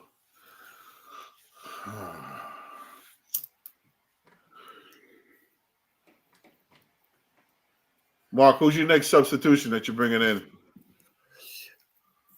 I think I would bring on Jorginho for Party still. And then I would probably bring on the kids. I think that's where I would head to, Lance. Yeah, I think that's. I'd put an old head in Jorginho in there, Richard. Yeah. And then I was on Jorginho or Zinchenko now because I think the game's over and I don't see. the fucking tie's over. It's not the game, it's the tie. Yeah. For me, I'd probably say Ben White because he needs the minutes. That'll be the first one. Yeah, no, that's a good shout. We're away again. Ethan's Roman. He's Roman. Oh, you fucker. Oh, man. Fucking Gabriel Magalhaes, man. Ethan, come on, just give Ethan the fucking license to roam. This kid has got it.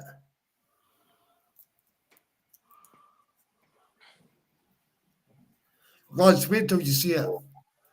What a ball by Odegaard. Oh, there goes Ethan. Woo! Woof.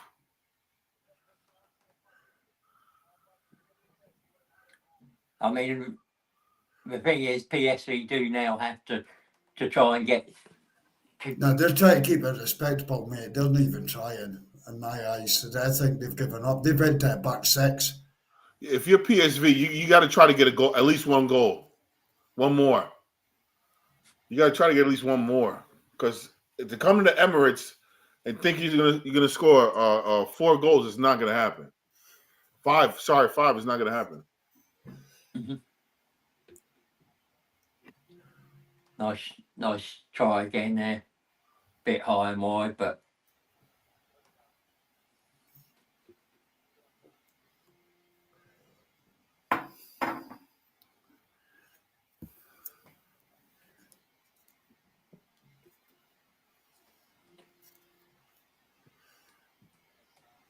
Oof.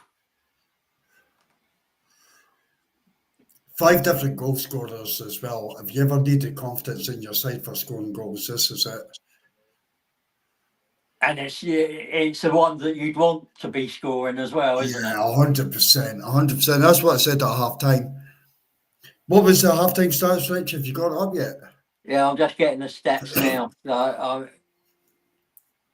Fellas, we're going to have a problem picking a man in the match. You're right, bro.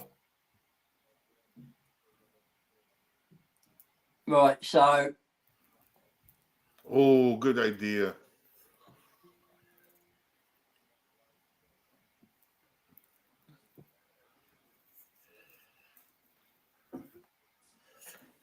So 7 shots on, well, 5 shots on target, 3 shots, 5 shots, 3 on target, 1 off target, 1 block.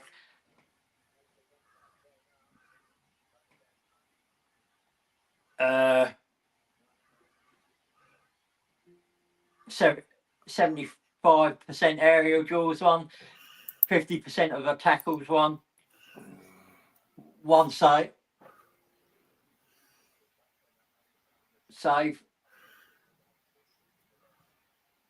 Possession 44.2%. for Arsenal. Yeah, Fuck's sake, I'm surprised at that.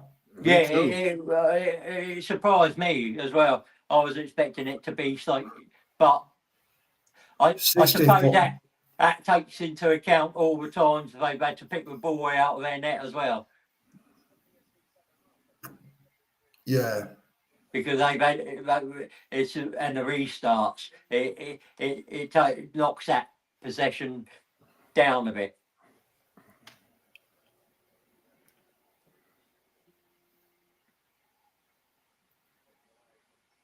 How close was that from Perisic? Nowhere near, was it? It was cross though, so fair enough. Oh, Ray's getting booked for time wasting. Did he get booked there? I don't think he got Oh, booked. is He he? got his No, he he's got a not. telling No, off. He got a telling off. Wade was running towards him there. Looked like he was going to book him.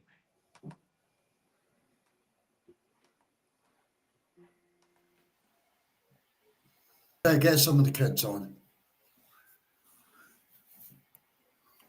This is about the time if you were going to make a substitution, it would be the ideal time, half hour to go. Yeah. Not what we've only got the match next.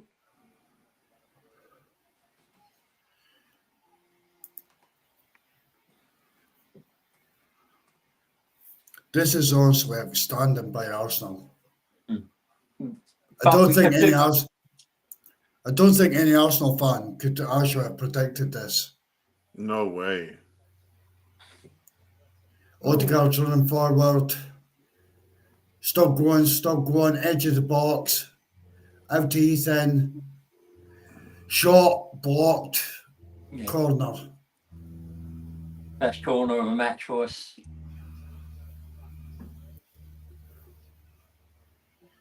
Ethan's so- got to be up there as man of the match as well. Yeah, I'm leaning toward, man. It's so him. It could be him. It could be Declan. It could be Gabriel Magalhaes. Yeah. So we got with United coming up Sunday. It might be worth taking a few off now, and once this corner's done and dusted. Come on, Gabriel. Big Gabby. Go and get on the end of this. Go and make me a night. Right, you got Saliba in there as well. You got Marino. You got some and Timber. You got some decent and Califury if he's in there. Some decent guys. Oh, Gabriel was on the end of it.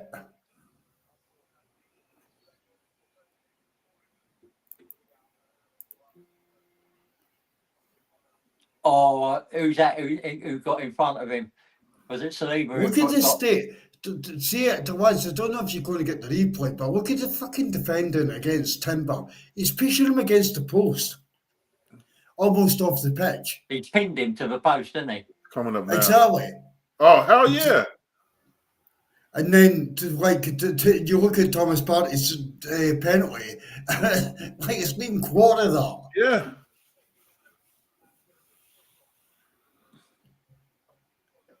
Arsenal are sublime, guys. If you're not Ridiculous. watching this, this is this scoreline does not flatter Arsenal at all. It is unbelievable. And in fact, we probably could have had 2 more, couldn't we? Exactly, Yeah. 100%. Oh, Yeah. unlucky Trossard.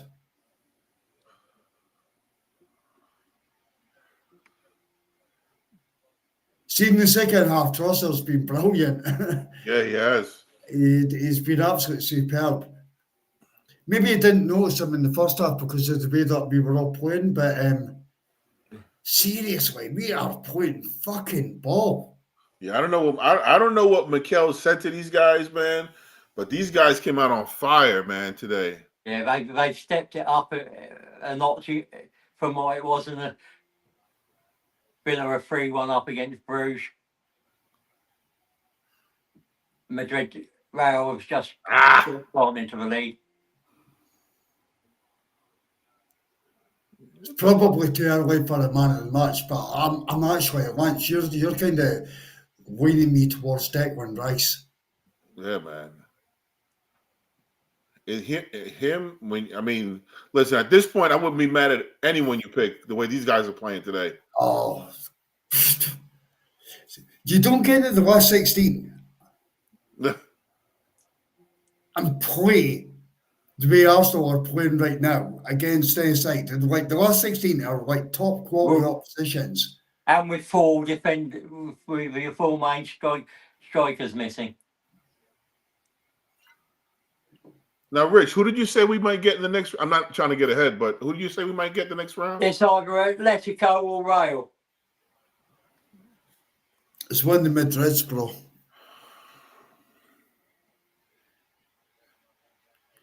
Playing like this, I would take them. I think we could take them if we. I mean, I'd have been happier if you'd had Havertz and Saka. But we might get a couple. We might get a couple of them back. Saka, I'd be happier. But we might get a couple back. Yeah. You get Martinelli and Saka back, yeah, I'd be a lot happier facing either of them, Madrid. All right, I'd like to see Mikel start making some of these subs now. Nah, Lance, I'm with you, bro. Oh yeah, I agree. I mean, but he might think, well, because we're so, and the players are with a rhythm of a match and got so much dominance, he doesn't want to risk conceding. Risk that fluency.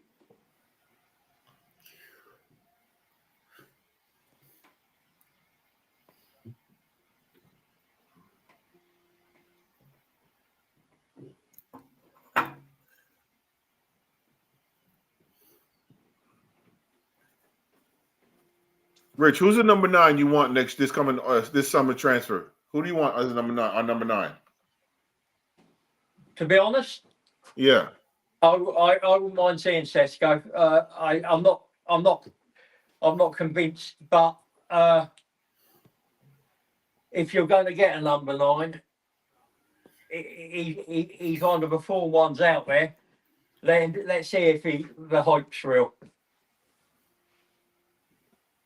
So you're all in on Sesko? Yeah, yeah. I mean, I think if you can get Jonathan David as well in there, because he can play on the wing anyway. That you're looking pretty good there, aren't you? Yeah. Mark, what about you?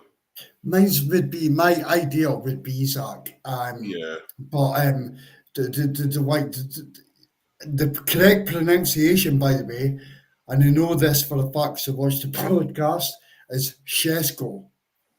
Oh, Shesko? Shesko. Yeah, it's a Eastern European pronunciation. So Shesko, I would love to have him at the club, 1,000,000%. And I think he would actually, within our system, for me, see if he dropped to 25 yards, his ball striking is better than anyone's at our football club at this moment in time. Yeah. So if you had him drop, say, to 25 yards and stick one fucking in the top corner, all these mid blocks, low blocks will be a thing of the past. Yeah, I agree. So look at fucking Declan, man. I don't know, I'm behind you guys, but this guy, man, he's brilliant, bro. Who would yours be, Lance? Who's yours? Listen, I think I would love to have Isak, but I know it's not a reality If I'm Newcastle, he has 3 years. I'm asking for anywhere from 150 million to 200 million. So that's That's why I didn't say it, mate. yeah, exactly.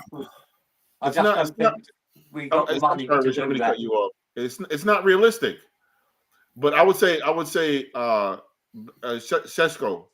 To me, he reminds me of a little bit of Olivier Giroud with pace. Yeah. You know what I mean? But I would love to have him. I'm not sold on Eucharist, just because of the league he plays in. And I'm not taking anything away from that league, but to score 30 or 35 goals, whatever he scored, you know what I mean? And then for him to play us, and then Saliba and Gabriel to pocket him, you know what I mean? I'm just like, I don't know. No, I hear that. I honestly hear that. Oh, look at Saliba there. Saliba was absolutely outstanding there. He hasn't done much, but when he's done it, he's oozed class tonight. If we just control the rest of this game, and my man of the match is already made up.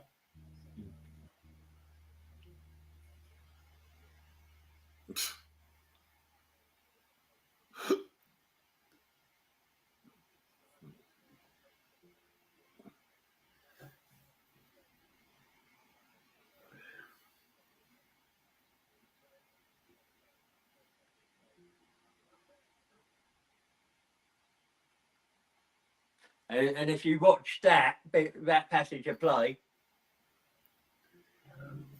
Marino there went for a run behind, didn't get the ball, and he's just been fouled just 10, 12 yards inside our half. Yeah.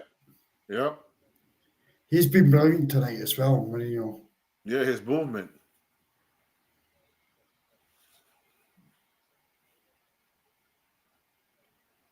Is that another yellow card? It should be. No, I think that we've just been given a yellow card. Yeah, we have. I thought the one on Mourinho should be. The foul against Mourinho should have been a yellow. Yeah, Who was booked? Who was booked? That's Zinchenko's about to come on. Who got delayed for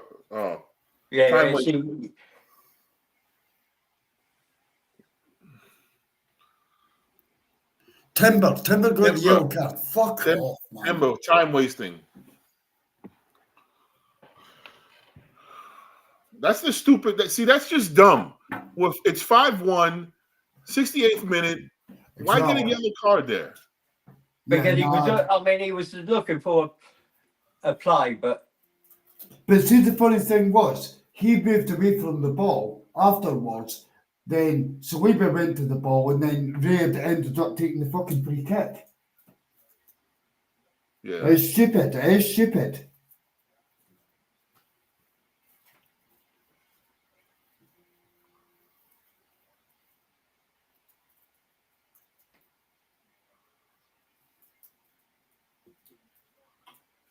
You're well offside.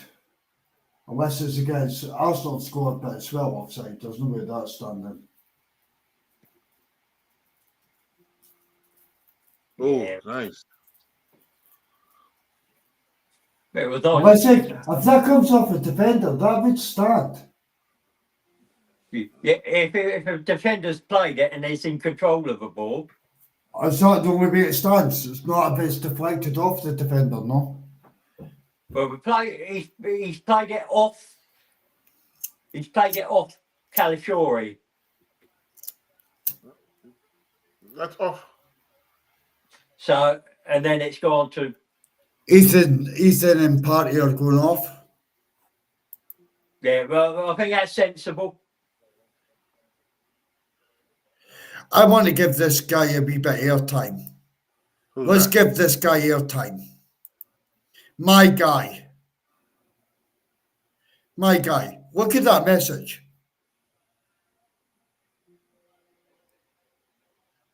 Did you see that message?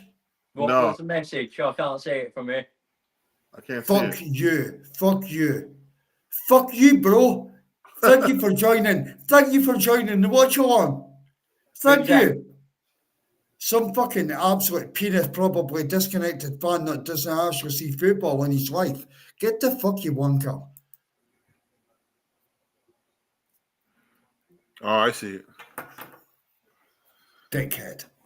No, you can't ruin Mike Day after this game. You're not ruining mine either, bro. What did he actually say? Just fuck you. Very intelligent human being. Yeah. Have you any other intelligent contribution to the channel tonight or the watch along? We would appreciate it.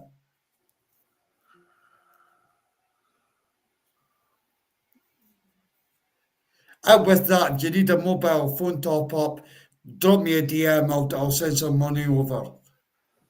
Twat.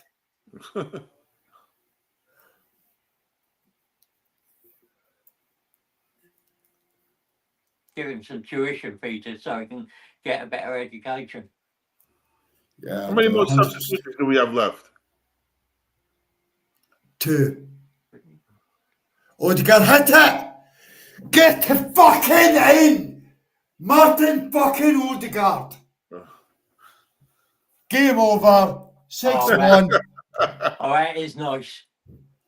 Sorry, Lance, I'm destroying this for you. No, that's okay. That's music to my ears. Keeper's made a howler there, but Music to my ears. Is there a fire drill? Is there a fire drill? Is there a fire drill? Is there a fire drill? Just for the people watching, all the PSV fans are leaving the stadium. Good job, boys. yeah, that's what I mean. I could look at this in a worse way. I could be travelling down to London after spending money when we're 6-1 up and the tie's actually done. But I could be a PSV fan that spent fucking 4 times that for the second leg. So, Mark, I have a question for you. yeah, go bro. Next leg. Are you starting the same side? Our starting lineup, same rotation? Oh, no, I don't think you can you? I mean, you've got to give the Don't give the kids a chance. This is over and done with tonight, bro. But it's what you wanted, isn't it? So you can relax. 1,000,000%. Do you know what? I've not been in the Emirates for a Champions League game where it's intense. I was down for the Zagreb game, and I knew that was qualified, so I was pretty chilled out. And Arsenal just dominated the whole entire game. So I'm down next week, and it's going to be the exact same thing again. Yeah. Can't wait. Absolutely can't wait. It's beautiful. I'll make sure that I spam the group chat with messages, bro. Okay. And videos. Now the icing on the cake would be if Sterling scores. I don't think. bro, you're killing me. Yeah, I Honestly. don't think in the history of the Champions League. Let me Is there a fire drill? Is there a fire drill? They're all pouring out in the fucking stadium. What? Have a look over there. I'll get down side of this.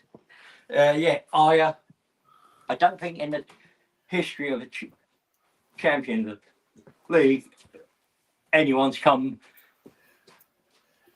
overcome a greater goal difference than 3.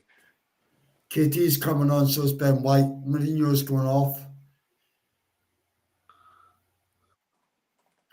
Yeah, Trossard will go to Volstein.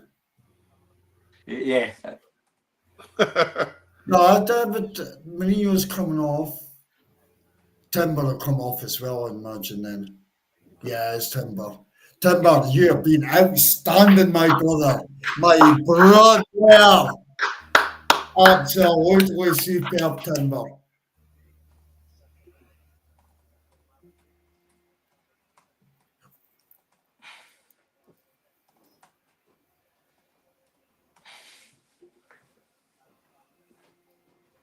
Yeah, so no team has ever overcome a 4-0 deficit in a Champions League tie.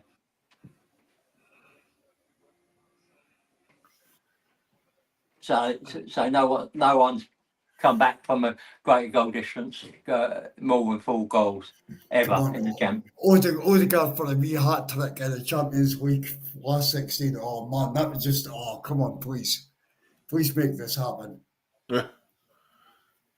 Please make this happen. It means none of the kids are coming on though, because all our substitutions are done. Yeah, but you've done. I think even though it would have been nice maybe to give you're being you're making sure this is professional and you don't give away a cheap anything silly. Yeah. And there is a chance that you could play one of the kids maybe in. I'd maybe play some of the kids against Man United because Oh no, I wouldn't play kids against Man United, but I would play them maybe on the Wednesday. Just not too many, but you might give in the 60th minute if it stays, if it's 0-0, you give Cabby a run out, and you give a Deji a run out because the tie's done and dusted. Yeah. You know what? That's a good point, Rich, because we play the 9th against United, and then 3 days later we got the second leg. Yeah. And then if you look 4 days later, you've got Chelsea. Yeah. And if a tie's done and dusted after 60 minutes, you're wanting to rest.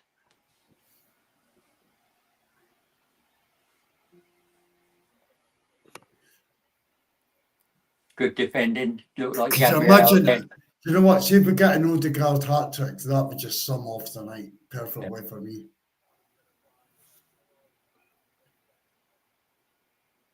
Just to boost his confidence again.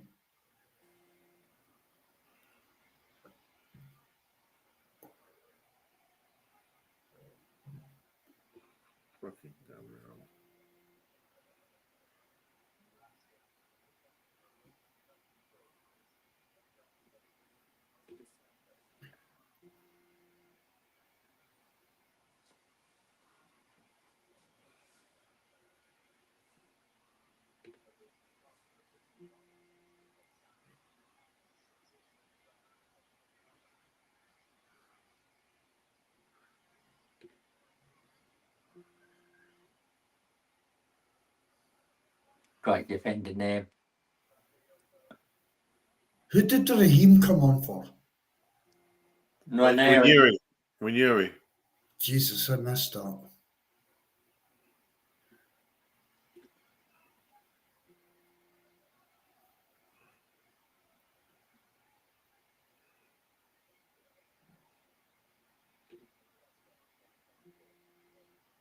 Oh, Raheem! Oh!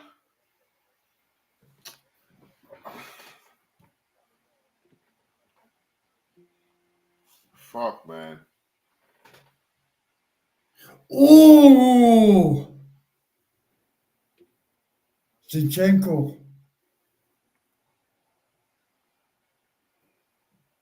Nice. It's Tierney. Oh, It was actually nice Tierney. save. Nice save. We're not getting a corner. We're not getting a corner for that. How's that not a corner? Let's have a look. I'm sure. It's the Stonewall corner, mate. Yeah, keeper gets a touch on that. He kicks it. Absolutely. That's the second one they missed. That's a stone cold corner. How do you miss that?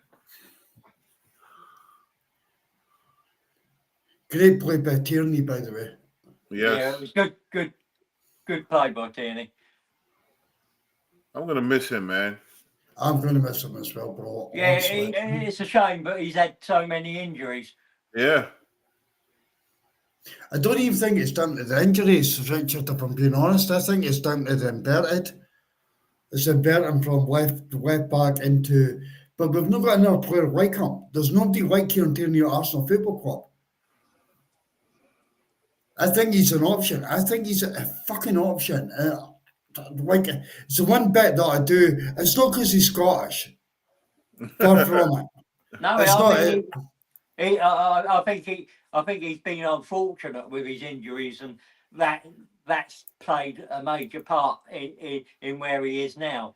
I think if he'd been able to stay fit, Yeah, if he was healthy while he Mikel might was not be. He might evolving, not have been a starter, but he would have got regular game time by coming Yeah. on and giving a different option. I think if he was healthy while Mikel was evolving as a manager, he probably would have found a way to, make Tierney work. But because of his injury record, he's not consistent. And the next one is Tomiyasu, man. We gotta figure out what we're gonna do with him. What a ball that was from.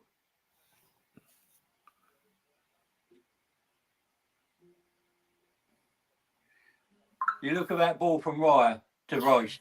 Yeah, outstanding. Right, guys, I think we're safe to call the man of the match at this point. Yeah, I think we're safe to call it. Who you going for, Richard? Well, there's been plenty, but I'm going to give it to Royce. Yeah, I think he's unlucky not to be on the score sheet, and he's pretty much dominated the midfield. Yeah. Once. I agree. Declan Rice, without question. He set the tone early on. And they just, to me, I mean, nothing against Odegaard, but he needs to be captain next year. I mean, Declan Rice. I'm giving it to Declan Rice as well. I already had that at half time in my head. In the second half, Declan's still producing. If Odegaard scores again, we might have to revisit it. Arctic in the Champions League last 16, you would have to, I guess that would have to take priority, but I would say at this moment in time, Declan Rice has been absolutely phenomenal tonight. Think about how much ground this guy covered today, man, on the pitch. Oh, unlucky. Do you know what? It's absolutely ridiculous. And even the substitutions when they're coming on are doing something, bar Raheem. Mark had to get his Raheem dig in there. I'll have to, bro. Yes! Fucking 7! Calafury! Calafury! 7! 7! Set up by Odegaard. But you look where Calafury is on that. He's not on the left. He's right. He's playing like a. He's playing as a right like eight. He's like a 9. Yeah. Bro, what a finish by Calafury. Superb. Is there a fire drill? Is there a fire drill? Is there a fire drill? That was so nice timing on that run. Do you know what? That is a serious. Do you know what? See, if that was a striker, you would actually be sitting back, just take your hat off to it. Oh my word! Calafury! But the pass as well. The passes are outstanding.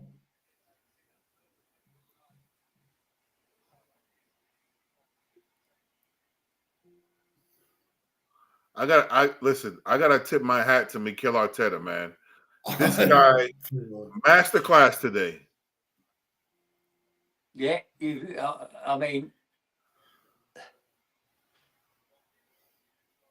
for us not to have a striker, for us to be for us to be somewhat predictable and to find a way to score 7 goals with this lineup. yeah, and it's not as if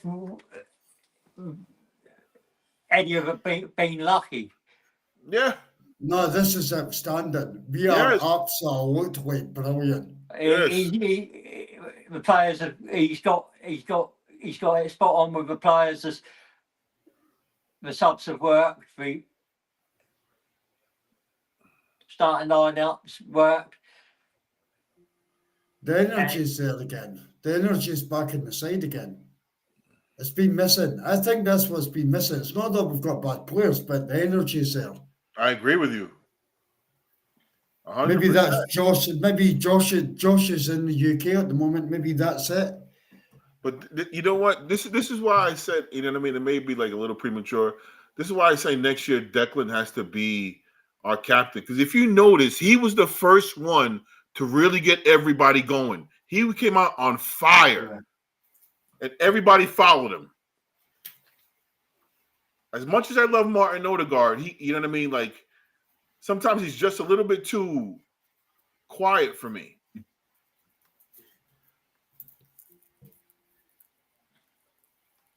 David Vera do kicky ups outside the box. What the fuck are you doing, bro?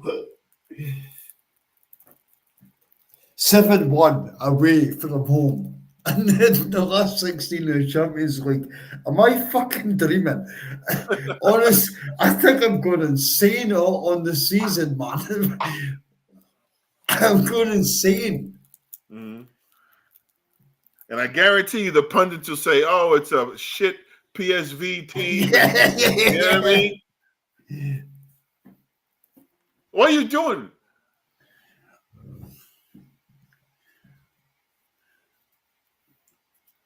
Our biggest win is against Slavia Prague 7-0. Then Lens 6-0, Ludogorets 6-0, Braga 6-0. So, that didn't look nice, did it? You fucker against Ben White. You fucking dickhead.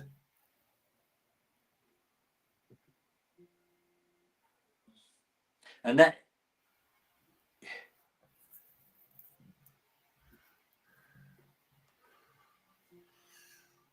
Ah!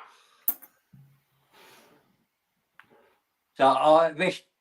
I want Odegaard to score. See if Odegaard just scores one more, I'm just going to be over the fucking moon, man. Honestly, please, Odegaard, just go and ping one. Go and ping one.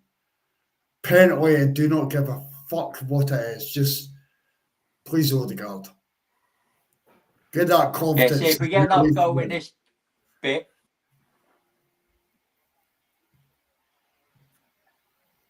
Hello, guys. What's up?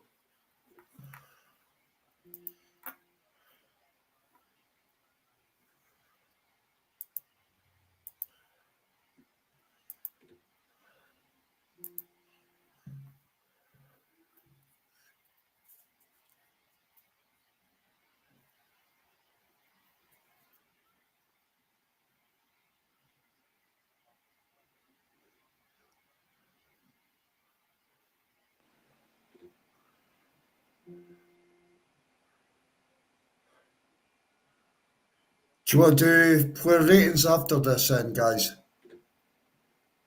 Yeah, we could do that. Yeah, Richard, I'm going to give you the. Richard, I'm giving you the. You could go through the lineups and give the player ratings, bro.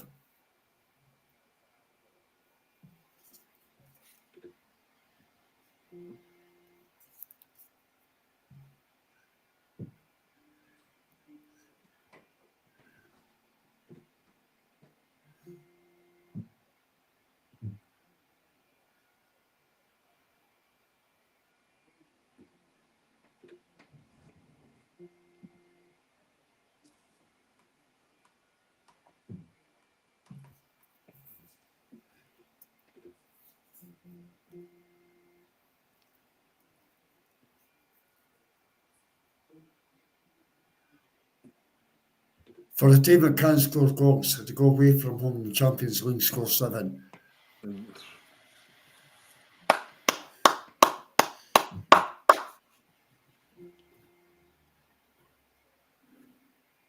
Game over.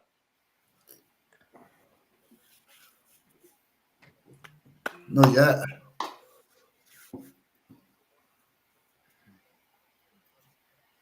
Zinchenko's having a little bit of fun. Game over. 7-1 at the Arsenal. Fucking superb.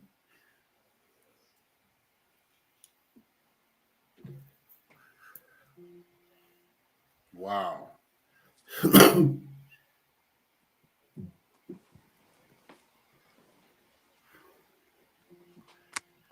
I would have loved an Odegaard hat trick, but out with that.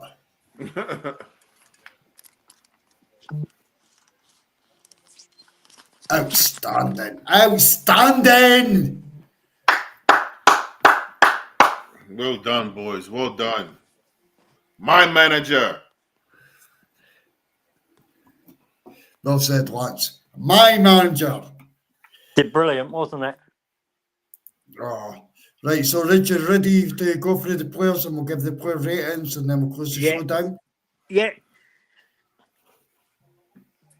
So, start off with Raya, yeah? Yep. An 8. Not much he could do about the penalty. Handled pretty much all else.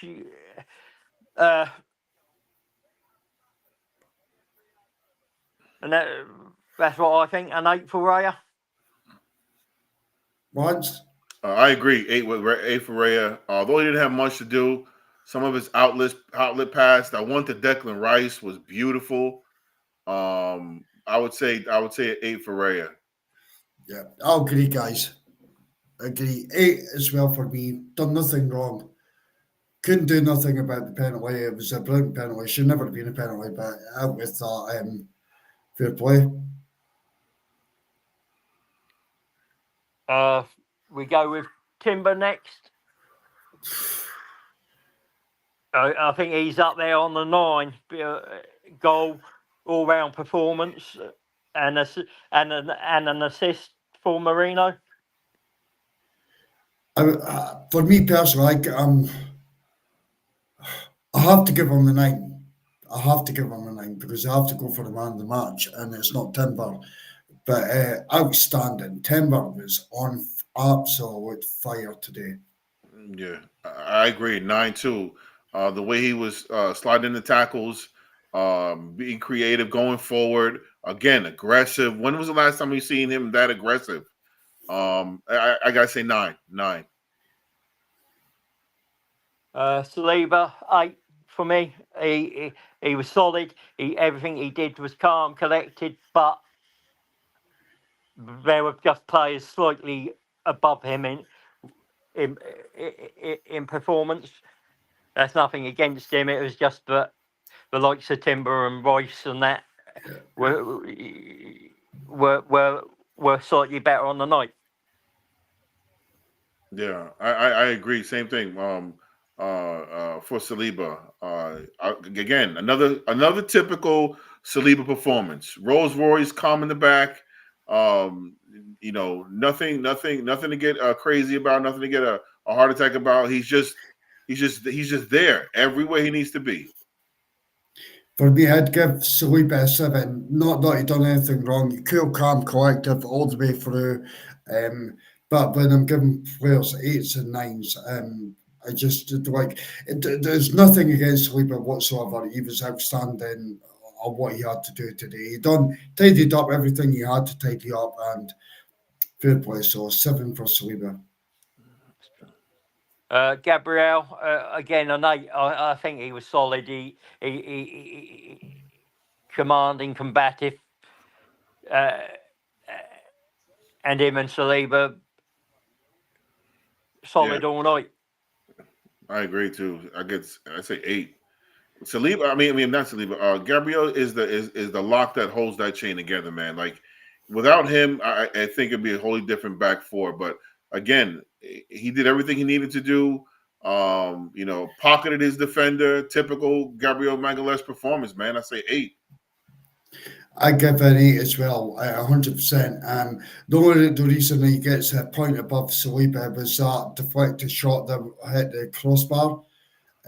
He dived in there and and that was it. And we've got AFC Max coming in for the poor ratings as well, bro. How you doing, bro? Hi, Max. Sorry, I was muted. Right, I was muted. So yeah, sorry, bro. I literally had to watch the from the pretty much the third goal onward. So I literally had to catch back up on the first 2 goals before I came back on. So so I could give a fair rating and actually watch and give a fair judgment on the game as a whole. But 7-1, honestly, it was a fucking demolition, bro. It was just absolutely embarrassing from PSV. PSV literally had no idea what they were fucking doing during the entire game. And honestly, people online now are saying, I just had a quick look, it's just that it was a poor attack versus the poor defense and all that kind of stuff. And that's the ongoing thing now. So, but honestly, people, the thing, this is why I don't get, Mark. Yeah, this is why I don't get, right. People were saying before the game they take a 1-1, they'll take a 2-1, something like that. Yeah, and when we completely demolished 7-1, it's like a poor PSV side. Yeah, and it was just all this and all that, and I'm just you can't win with these people, right? You just can't win with these people, and I'm just this is why I don't even bother to try and have a debate with these people, because they just. And honestly, they're just so full of crap, and I'm just I just can't be bothered, right? And honestly, I don't think there's really much to as funny as this is, right? I don't think there's really much to talk about, to be honest. It was just play showed up, we scored some goals, we go through to the next round, we go through the next round, really. Yeah. And it's not really much to break down, obviously. If you want to talk about my personal man of the match, honestly, I think Ethan deserves a shout. We're still getting there, bro. So we're in the middle of player ratings. So sure. We'll not give you the ones that were previously done, but we've move done on. Raya and the back. Well, three on the back. Max, you know what's funny? Before you got on, I was just telling Mark how everyone's gonna say, "Oh, PSV was really shit," so it really didn't, and how the pundits were gonna, talk shit about our win. I was just telling Mark that before you got on. So yeah, I agree. So Mark, you've done the back 4, have you? No, not yet. So no, we've done Maria, Timber, Saliba, and Gabriel so far. I'll just quickly shoot first, and then you can move on, right? So Raya, 7, because especially that last bit towards the end where he did some sort of keepy up sort of nonsense towards the end there was kind of a bit weird, but yeah, 7 for him. Timber, 8, because he was just absolutely gold, because he's probably up there with man of the match for me. So 8 for me. Saliba, 7, he was good. He did what he needed to do. Wasn't really pressured that much, to be honest. So it's kind of for me, 7. Gabriel, about the same, 7. Didn't really have to stress out that much, to be honest. So yeah, for him, 7 as well. Right. So then we go to Miles Lewis Skelly. For me, that's a 6, just because of the amount of time he was on the pitch. Not his fault. He was subbed to save him. But what he did when he was on the pitch was solid. It's just I'm giving him a 6 because of the amount of time he played.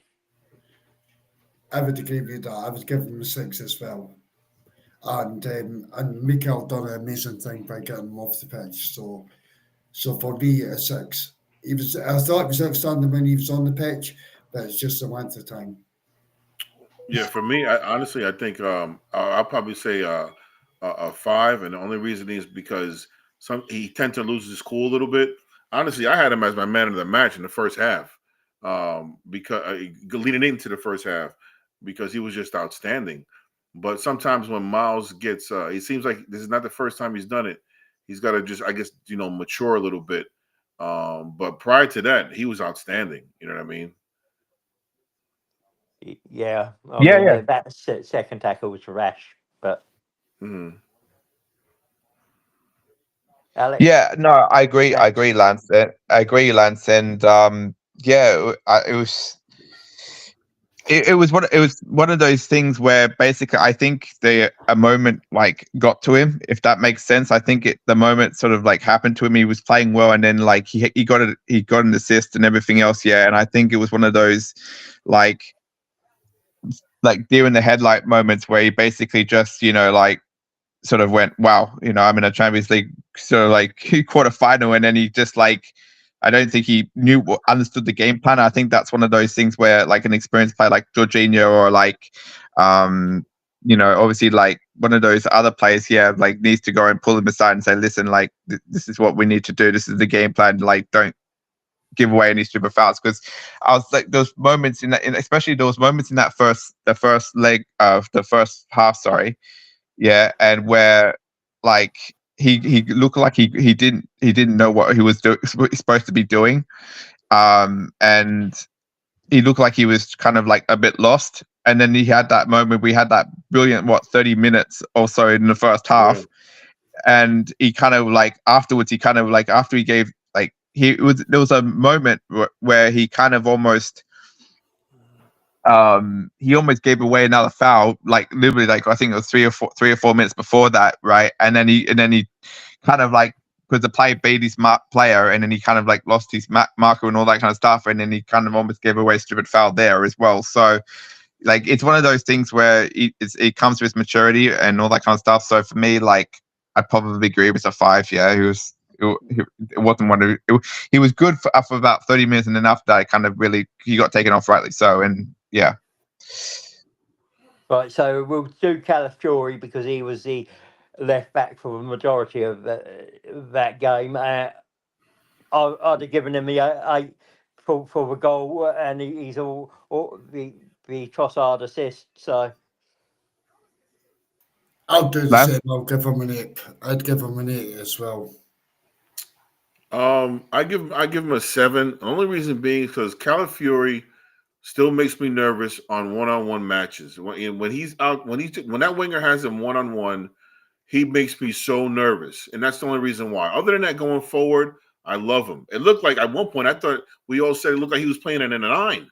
You know what I mean? So his versatility I love, but I just need him to focus more on the defensive end. So I'd probably say at least like a 7. Yeah, I'd agree again with Lance. I think he was great goal. Don't get me wrong, but there was moments in that game where when he came on, he looked a bit vulnerable to the counter attack, and he looked a bit shaky. But other than that, going forward wise, like he's really, really good. And there was moments I think when he was on the right wing, and then he was on the left wing, and then he was like up front and all that kind of stuff. So he's for me 7 for sure. I'm then going to go with Partey. 7 for me. He was probably one of those that just went under the radar. It's solid enough, but just didn't stand out amongst the ones that some of the ones we've already mentioned and are going to mention in a minute. Yeah, for me, I would agree with that 100%. I think Partey was tidy, controlled the back line as well. He was in full control of the game. Nothing amazing, nothing disastrous. He was just in the middle, so I'd give him 7. Yeah, I agree with that. I would say it's 7. It was a okay Partey performance. I think he helped out the back four a lot. Was there to back him up when needed, but didn't do anything spectacular. And we didn't have one of those games where he gives the ball away. So I would say a 7. For me, he gets a 5. He wasn't good. He Really? wasn't good at all. He wasn't good at all. he was probably one of the poorest people on the pitch. He wasn't good, and for me, like he gave away that penalty. He had very, very loose passes, and he looked But like did you? Yeah, he, for me, he with looked. the penalty, he was blocked off by the PSV, which didn't allow him to go with his man, and he I think it was a soft penalty anyway, but he was Yeah, but for blocked off. me, but for me, Rich, he's an experienced player, right? He shouldn't be grabbing people around the neck, even if you are blocked off and regardless No, of the that's fair enough. situation, right? I understand Yeah, that. yeah, I, and to be honest, like he That was was having never a a he was out. penalty. That was never a penalty, Marks. Never in a million years was that a penalty kick. it was in this match, For but me, not. it was, Mark. For me, it was because you can't grab players around the neck. You can't grab players around the neck, regardless if they beat you or if they cut you off or if they foul you, anything like that, right? And regardless of whether that was a penalty or not, I think it was, right? And this is me not being biased or anything. I generally think it was a penalty, and I think we're very lucky, right, to not have a second red card for Miles like a few minutes earlier. And I think we're also very lucky when I watched that Marino goal that wasn't ruled off as well, right? Because he looked like he was ahead of his defender, right? So for me, yeah, Thomas Partey gets a 5. Wasn't good. Probably was one of his poorer games, and yeah, we'll move on to the next one. So, Yeah, so Rice next 9, and he was my man of the match. Dominant, unlucky not to be just offside for his goal to be disallowed, but he was dominant and one of his best performances for us today. Yeah, 100%. I'm not giving him a 9. He gets a straight 10. Man of the match. Absolutely outstanding from start to finish. The only thing missing was the goal. Unfortunately, it got chopped off. I thought he was brilliant. He drove the midfield. He drove the team. And me and Lance were speaking during the watch along. He was actually the one driving every single thing. And we need to see this aggressive Declan Rice. We need to see this aggressive Declan Rice. So for me, a straight 10, man of the match by a mile. Yeah, for me, I would say a 9, and the only reason why I say a 9 is because he didn't score. And to Mark's point, he was the one in the beginning of the game who set the tone. He let everybody know it's a Champions League game. We're coming here to kick ass, and you guys got to come along with me. You know, and for me, hands down, Rice was a 9. Was a 9. The only reason why he doesn't have a 10 is because he didn't score. Other than that, superb. I would like to know at some point, you know, just out of curiosity, some point, probably next tomorrow, whenever, Rich, how much ground this guy covered, because he was sprinting up and down the pitch. Yeah, Lance, I can tell you right now. I can tell you how much he sprinted. He sprinted 7.5 Ks. 7.5 Ks for Declan Rice. Unbelievable. It's outstanding. It's outstanding. Yeah, and it's the one when in the 83rd, 84th minute when Raya put the ball long for him and he down into that bottom corner and got the corner from it. Yeah. So for me. That epitomises Yeah, it. for me, Declan Rice, yeah, he gets a 9 for me. He was outstanding, absolutely outstanding. He was everywhere. He was up the pitch. He was down the pitch. He was making blocks. He was making tackles. He was making quality passes. Yeah, for me, probably our best midfielder for the entire game, and rightly so, deserves to get a 9 for me. Then we go on to Odegaard again. You've got to give him a 9. He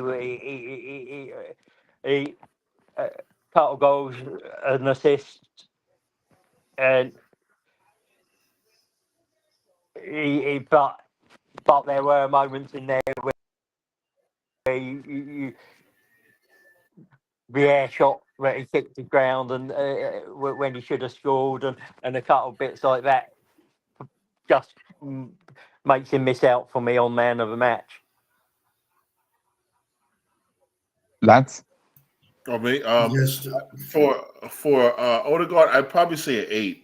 And again, I know he scored 2 goals. The problem I have with Martin Odegaard is and what I'm seeing consistently from him is that he doesn't take it. He doesn't grab it by the scruff of the neck, man. It's almost like he waits for the game to come to him. Like, we won't see him act like Declan Rice did and say, "Guys, let's go." That's the only problem I have with Martin Odegaard. Other than that, you know what I mean? I'm glad he's on. He finally scored. Hopefully, we can keep that going. But I'd have to give him an 8. I'm giving Martin a 9 tonight. He set up. Some of his free passes were there. I just need Martin to come back. I need Martin to come back because I know there's another gear on top of tonight. And I don't know what it is. There's just like, he is getting there, but we're just needing that little something from Martin. Because this guy is world class in my eyes. 1,000,000%. This guy is world class, but we just need that little. There is just I can't put my finger on it at all. I couldn't explain it in any kind of way. I want him to get the hat trick tonight, just so it can maybe come out of him. There is just something missing from Martin. So for me, he's getting a 9. He scored 2 goals. He set up. He got an assist. Got assist as well. He was outstanding. He drove the team forward. He has to take amazing credit. Tonight, the difference was with Martin, and it's the only point I'm going to elaborate on while we're going through that. But the difference that you see in Martin tonight, normally you see Martin drop into the 6, almost like on our 25 yards from our goal, to pick the ball up, to push the ball forward. Tonight, I thought he didn't do that. He was a lot more forward. He was 20 yards forward than that, and you've seen the best of him coming out. But there is still just that. Do you know what it is? Do you know what it is? It's that Timber. Timber went back to Holland today. Timber came out with a fucking 10-20% extra on top of him. Martin needs that 10-20%, just bang. Whatever that adrenaline rush is, whatever it is, just he needs that. So he's getting a 9 from me, but he's just needing that spark. Something needs to kick Martin Odegaard up the fucking arse. I don't know what it is, because and I'm not picking on him. I love Martin Odegaard, but this guy just needs that just little bit edge. So brilliant performance tonight, Martin, and great captain's display for me. 9, solid 9. Yeah. For me, Go on, Matt, Rich. You're rating on him? Yeah, for me, Martin deserves an 8, and the only reason I'm giving him an 8 was because of his first half performance. Just, I don't think he was quite on it as well as everybody else, and that's purely the reason why I'm giving him an 8, just purely on that. But second half, Martin was unbelievable. He was really, really good. Like he literally stepped up his gear up to a second gear, and I think he's still in second gear, to be honest with you. I think he was in third gear in the first half, and he went to second gear. And I think Mark is right. I think he just needs that little bit extra. And for me, like, you know, I think he just needs a little bit. I think he needs a goal in the Premier League just to step up, because I think he has the potential to go and be more of a goal scoring threat and be more of a goal scoring number 10. But I just feel like he's missing that little bit of something that Mark was talking about. And for me, a solid 8, and it was like verging on 9, right? But I think I'm just going to mark him down purely on the basis that his first half performance wasn't up to everybody else's level. Right, so then we go to left wing Trossard. For me, a 7. Good goal taken. It puts it up to a 7, but he was on the periphery of the game apart from that, and we'll go with you, Max, this time. Yeah, Trossard for me, I think for me personally, I think he deserves an 8 just purely on the basis because I think he was good throughout, and I think for me, like he was probably our second best attacker after Ethan, in my personal opinion. He showed a lot of skill on the pitch. He did that through ball through someone's legs before ending up getting that goal, like literally 30 seconds before that. He was just everywhere. He was up front, he was on the wing, like he was telling people to push up. He was actually telling Martin Odegaard, our captain, to go and push up. Just look up, like for me, Trossard looked like that sort of player. He looked so relaxed out there. It looked like he was on a training pitch, essentially. He just looked so relaxed and just so in tempo with everything that was going on out there. For me, like, I think he deserves an 8, and I'm going to give him an 8. Okay, that's fair enough. Lance?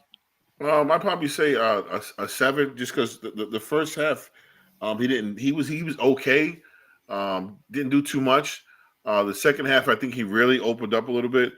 His ability to get out of tight spaces, which is something we've been dying to have. Again, the nutmeg to get Calafiore's goal. I'd probably say I give Trossard a 7. That's fair enough. Mark?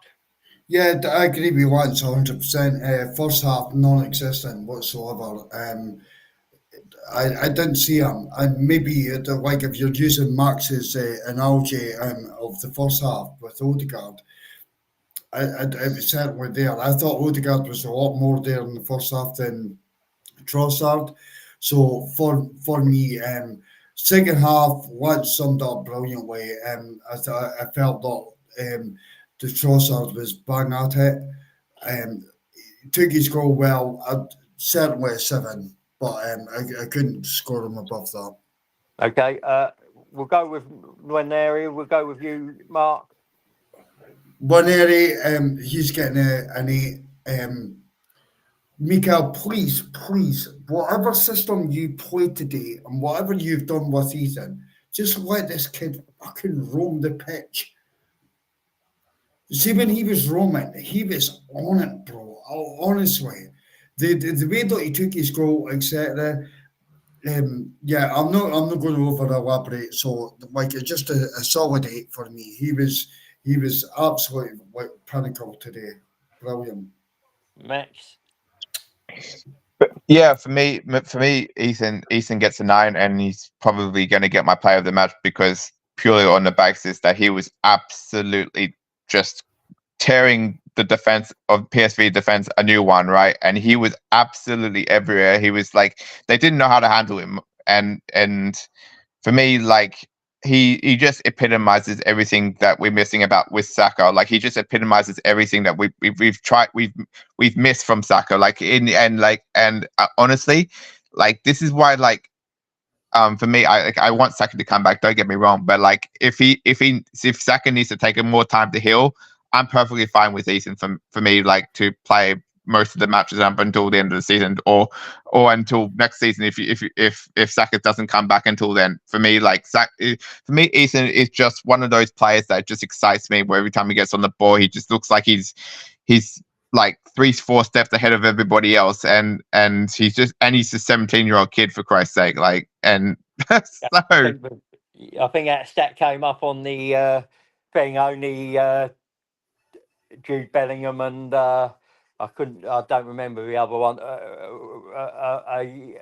Beat him in the as the youngest goal scorer. He's the third on the youngest goal scoring list in the Champions League. So he's doing something right. And Lance? For Ethan, I'd probably say 8. I mean, to me, this is his best performance, and it looked like, I think we all mentioned it early on in the game. It looked like Mikel took the reins off him and said, just play wherever you want. You know what I mean? There were times he looked like he was in a 9. It looked like he was in a 10. He looked like he was in a left wing, right wing. I honestly think this kid could play anywhere along the front. And to your point, Max, when Saka comes back, I don't want to rush it, but if Saka comes back, I honestly think Ethan can play on the left. I don't really think it matters where he can play. He's just that good. He can play, Lance. He can even play the number 10, Lance. Yes. He can even play the number 10 and push Odegaard to the number 8 if you really wanted to. Yes, he's that good. And I think what Mikel did today, he has to continue to do that with Ethan, because it's easy to defend Ethan if he's just on the right, because they're just going to double him all day.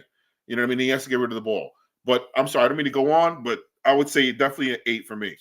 Yeah, so for me, it's an 8.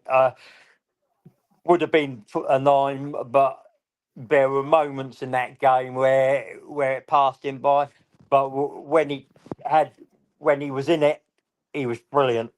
But he is only 17, so he's going to have those moments where he dips out of matches. And but I was happy with the performance overall. We're on to Marino now. So what was Mark's? So what was Mark's score on Ethan?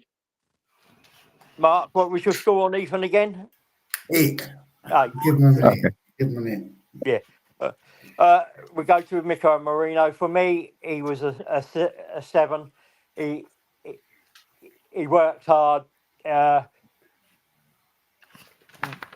and took his chance well, but he needs just to be a little bit more involved in that position if that's the way we're going to play.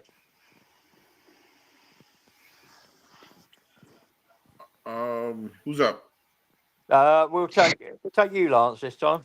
From Mourinho, I'd probably say a 7, and the reason being is because it looked like this game he was more of a facilitator, filling in gaps when Ethan would move off of Ethan's movement, off of Odegaard's movement, off of Rice's movement. So it looked like he was more so a gap filler. So I don't want to go too hard on him, because he did do a good job defensively and going forward. So I'd probably say like a 7.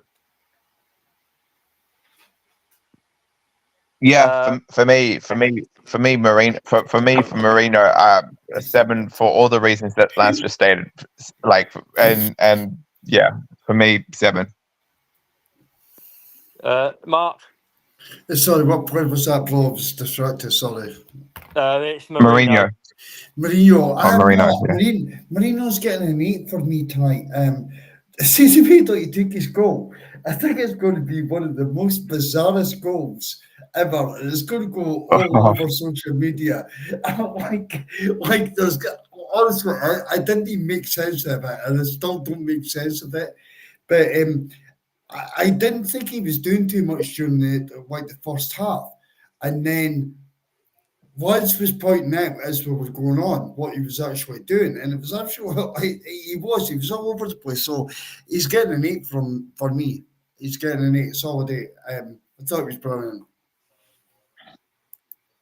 Right, so I'm going to then go for I'm going to do Zinchenko and White together. For me, 6 is just because of the amount of time they were on the pitch. 6. Yeah, same with me. Who's that? Zinchenko and who? Ben White. Ben White, yeah, 6. I'll do that. Yeah. And then Sterling, 5 for me. He was 5. just 5, yeah. 5. Why are you even giving him a 5? Because it's an average score for the amount of time he was on the pitch. It's Raheem Sterling we're talking about. Why are you giving him a 5? Because it's an average score for the amount of time he was on the pitch, and he didn't do anything outstanding. But he was. Richard, I want to kick you off the podcast. But we're at the end. Why are you giving Raheem Sterling a 5? Seriously. This guy He wasn't that poor, but he wasn't. He wasn't that poor. He was absolute dog shit, man. He was absolute dog shit. Again, every minute that we give this guy, he's dog shit. And he gets paid £100,000 a week by Arsenal. £100,000 too much. I wouldn't give this guy the minimum wage. Seriously. Raheem -2 again. Absolute dog shit. Get yourself over to Bolton next season. Job's a good one. Sorry. Lance? For me, I'd probably say 5-2, and the reason being, here's what, you know what, I try to have faith in Raheem, because at this point in our season, with the amount of injuries we have, he's pretty much all we got coming off the bench. But what really worried me was the fact that this was a game where he needed to at least do something when we're up 7-1. You had 30 minutes or 20 minutes, 25 minutes to do something in this kind of game, and you mean to tell me you can get a 1v1? That's really concerning. And at this point, I'm really off I tried to give him the benefit of the doubt. After this game, I really can't. I got to give him a 5, man. It was bad. Mm-hmm. I don't think anyone else got on, did they? I think that's all of them. KT. Tierney. Tierney. I'd have given him a 7, I think, because he probably the most of the one that stood out amongst the subs that came on around the same time together. Mark? Yeah, do you know what? I wouldn't go as far as that for KT. He had done absolutely nothing wrong. Out of all the substitutions, I noticed him more than anyone else. I don't know if that's because I just love the guy so much, but I'll give him a 6. Solid 6. And I thought that he actually did give something when he came on.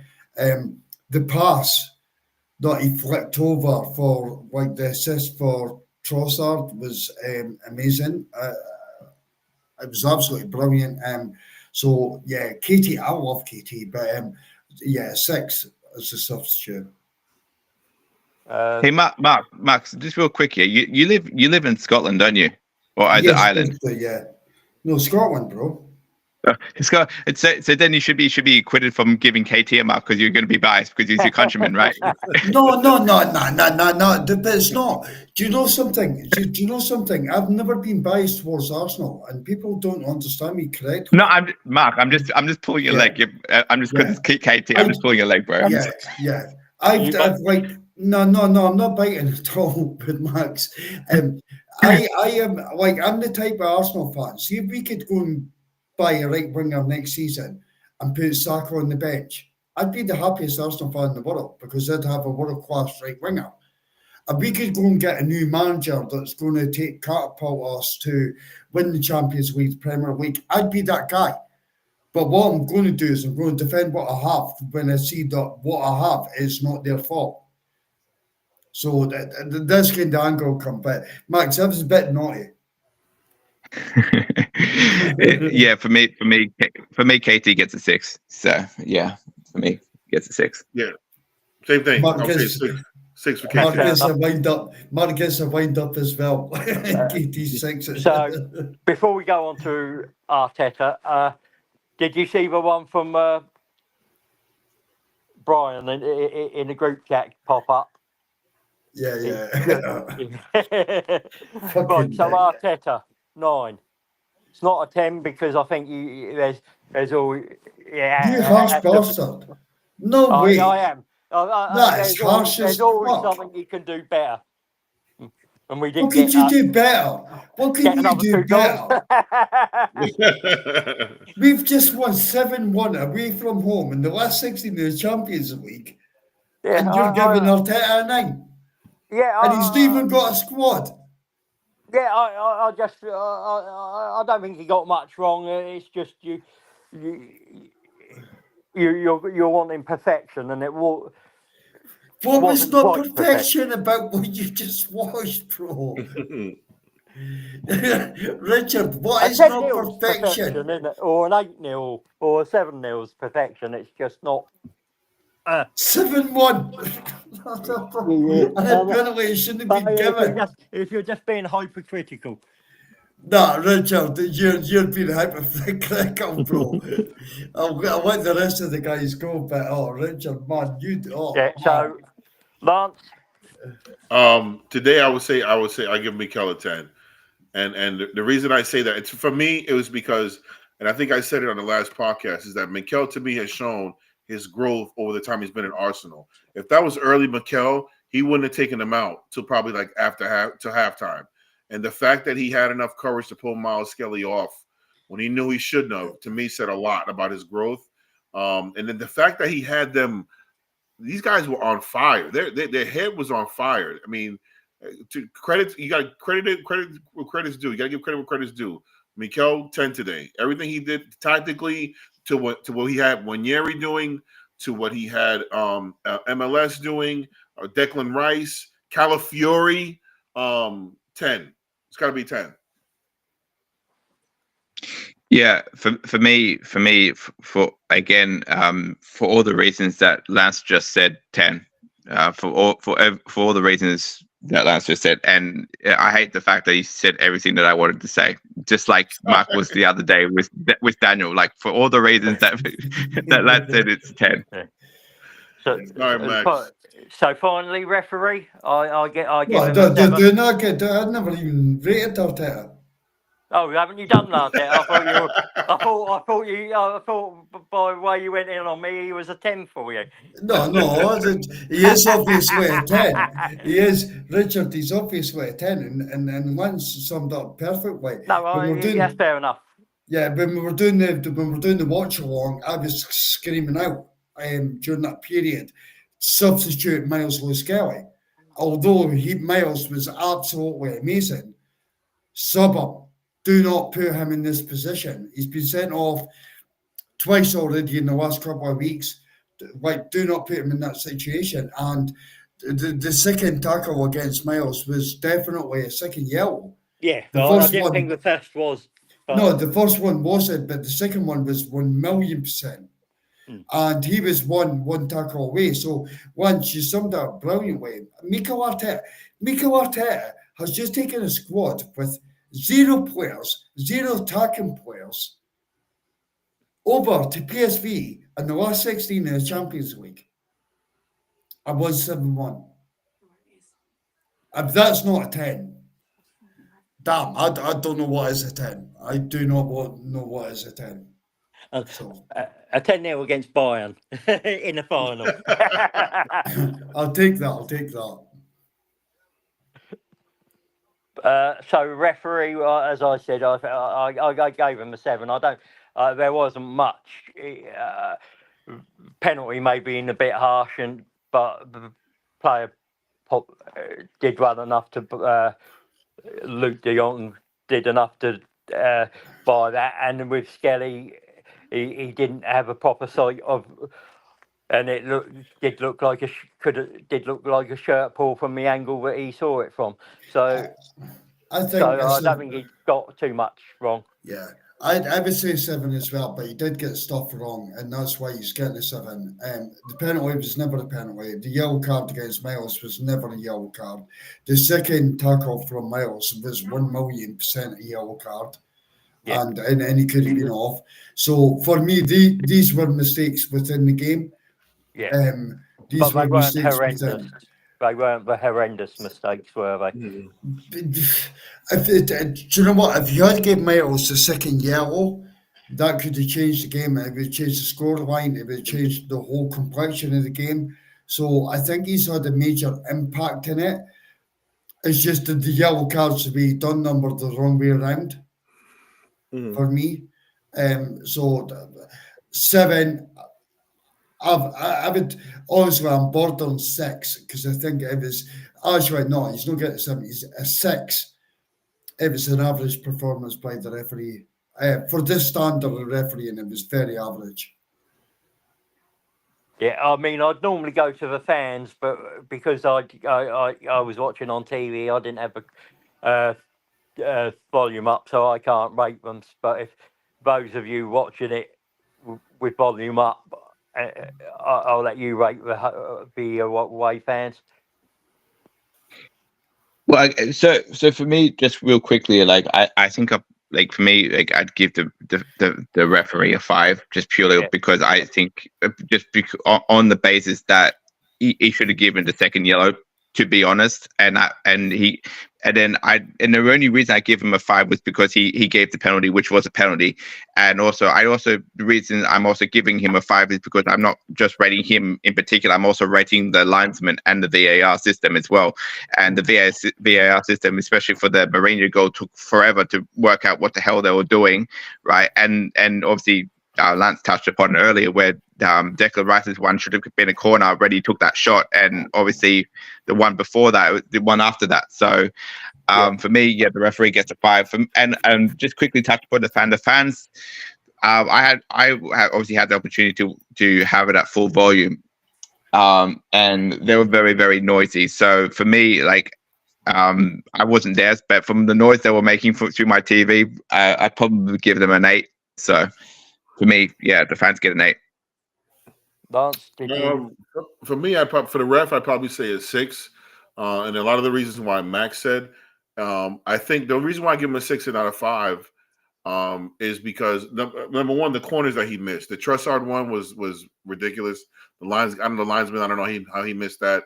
I think there was 2 other shots. I remember who it was that we should have corners on that they missed. But the reason why I give him a 6 is because he realized, and in my opinion, that the first foul on Miles Lewis-Skelly wasn't a foul. And he realized that the second one, when Miles did, where it was a yellow card, a real yellow card, he said, you know what? I screwed up on the first one. I gotta make this right. You know what I mean? So he didn't give Miles a second yellow. So credit to him for understanding the impact of the game, where he was at and understanding the game. So I would say a 6. Yeah, and the fans, did you hear the? Oh yeah, the fan. Well, I really couldn't hear them, but for the most part, it looked like when I was watching them, they were still cheering, even though they were down. You know what I mean? 6-1. So, but what I can see, it looked like they were still there, still cheering. I did see some. I did hear Mark chanting a fire hydrant drill, fire drill. Yeah. But from what I saw, they were still there. So Yeah. Yeah. Mark. I didn't my volume was down, so I couldn't hear the fans. But you right. could. But to see I've been to a couple of away games this season, and that's what they're like. So I could imagine, even watching it without any volume, how intense these guys are. And how much they're singing and how much they would enjoy tonight.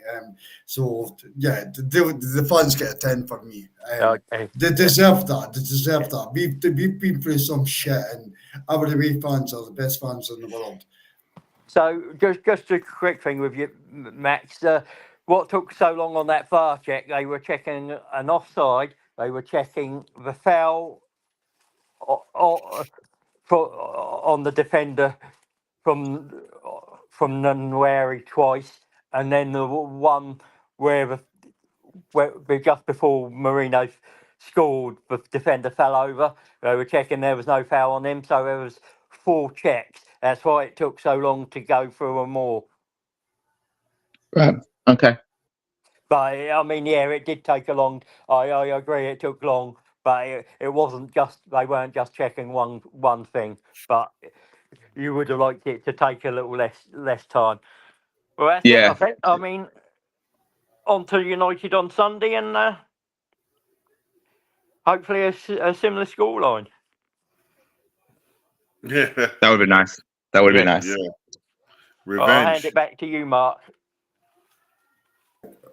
Yeah, do you know what, guys? Thanks for joining, and you're absolutely 100% correct. Thanks for joining. Thanks for everybody watching. Please give us a like, subscribe. You'll get nice looking Des Thank back. you, guys. You'll get Des back, nice looking Des back for the away leg next time, and also you'll be doing a watch along on Sunday for the Man United game. Then we'll have the big Sunday show as well. On top of that, so guys, like, subscribe.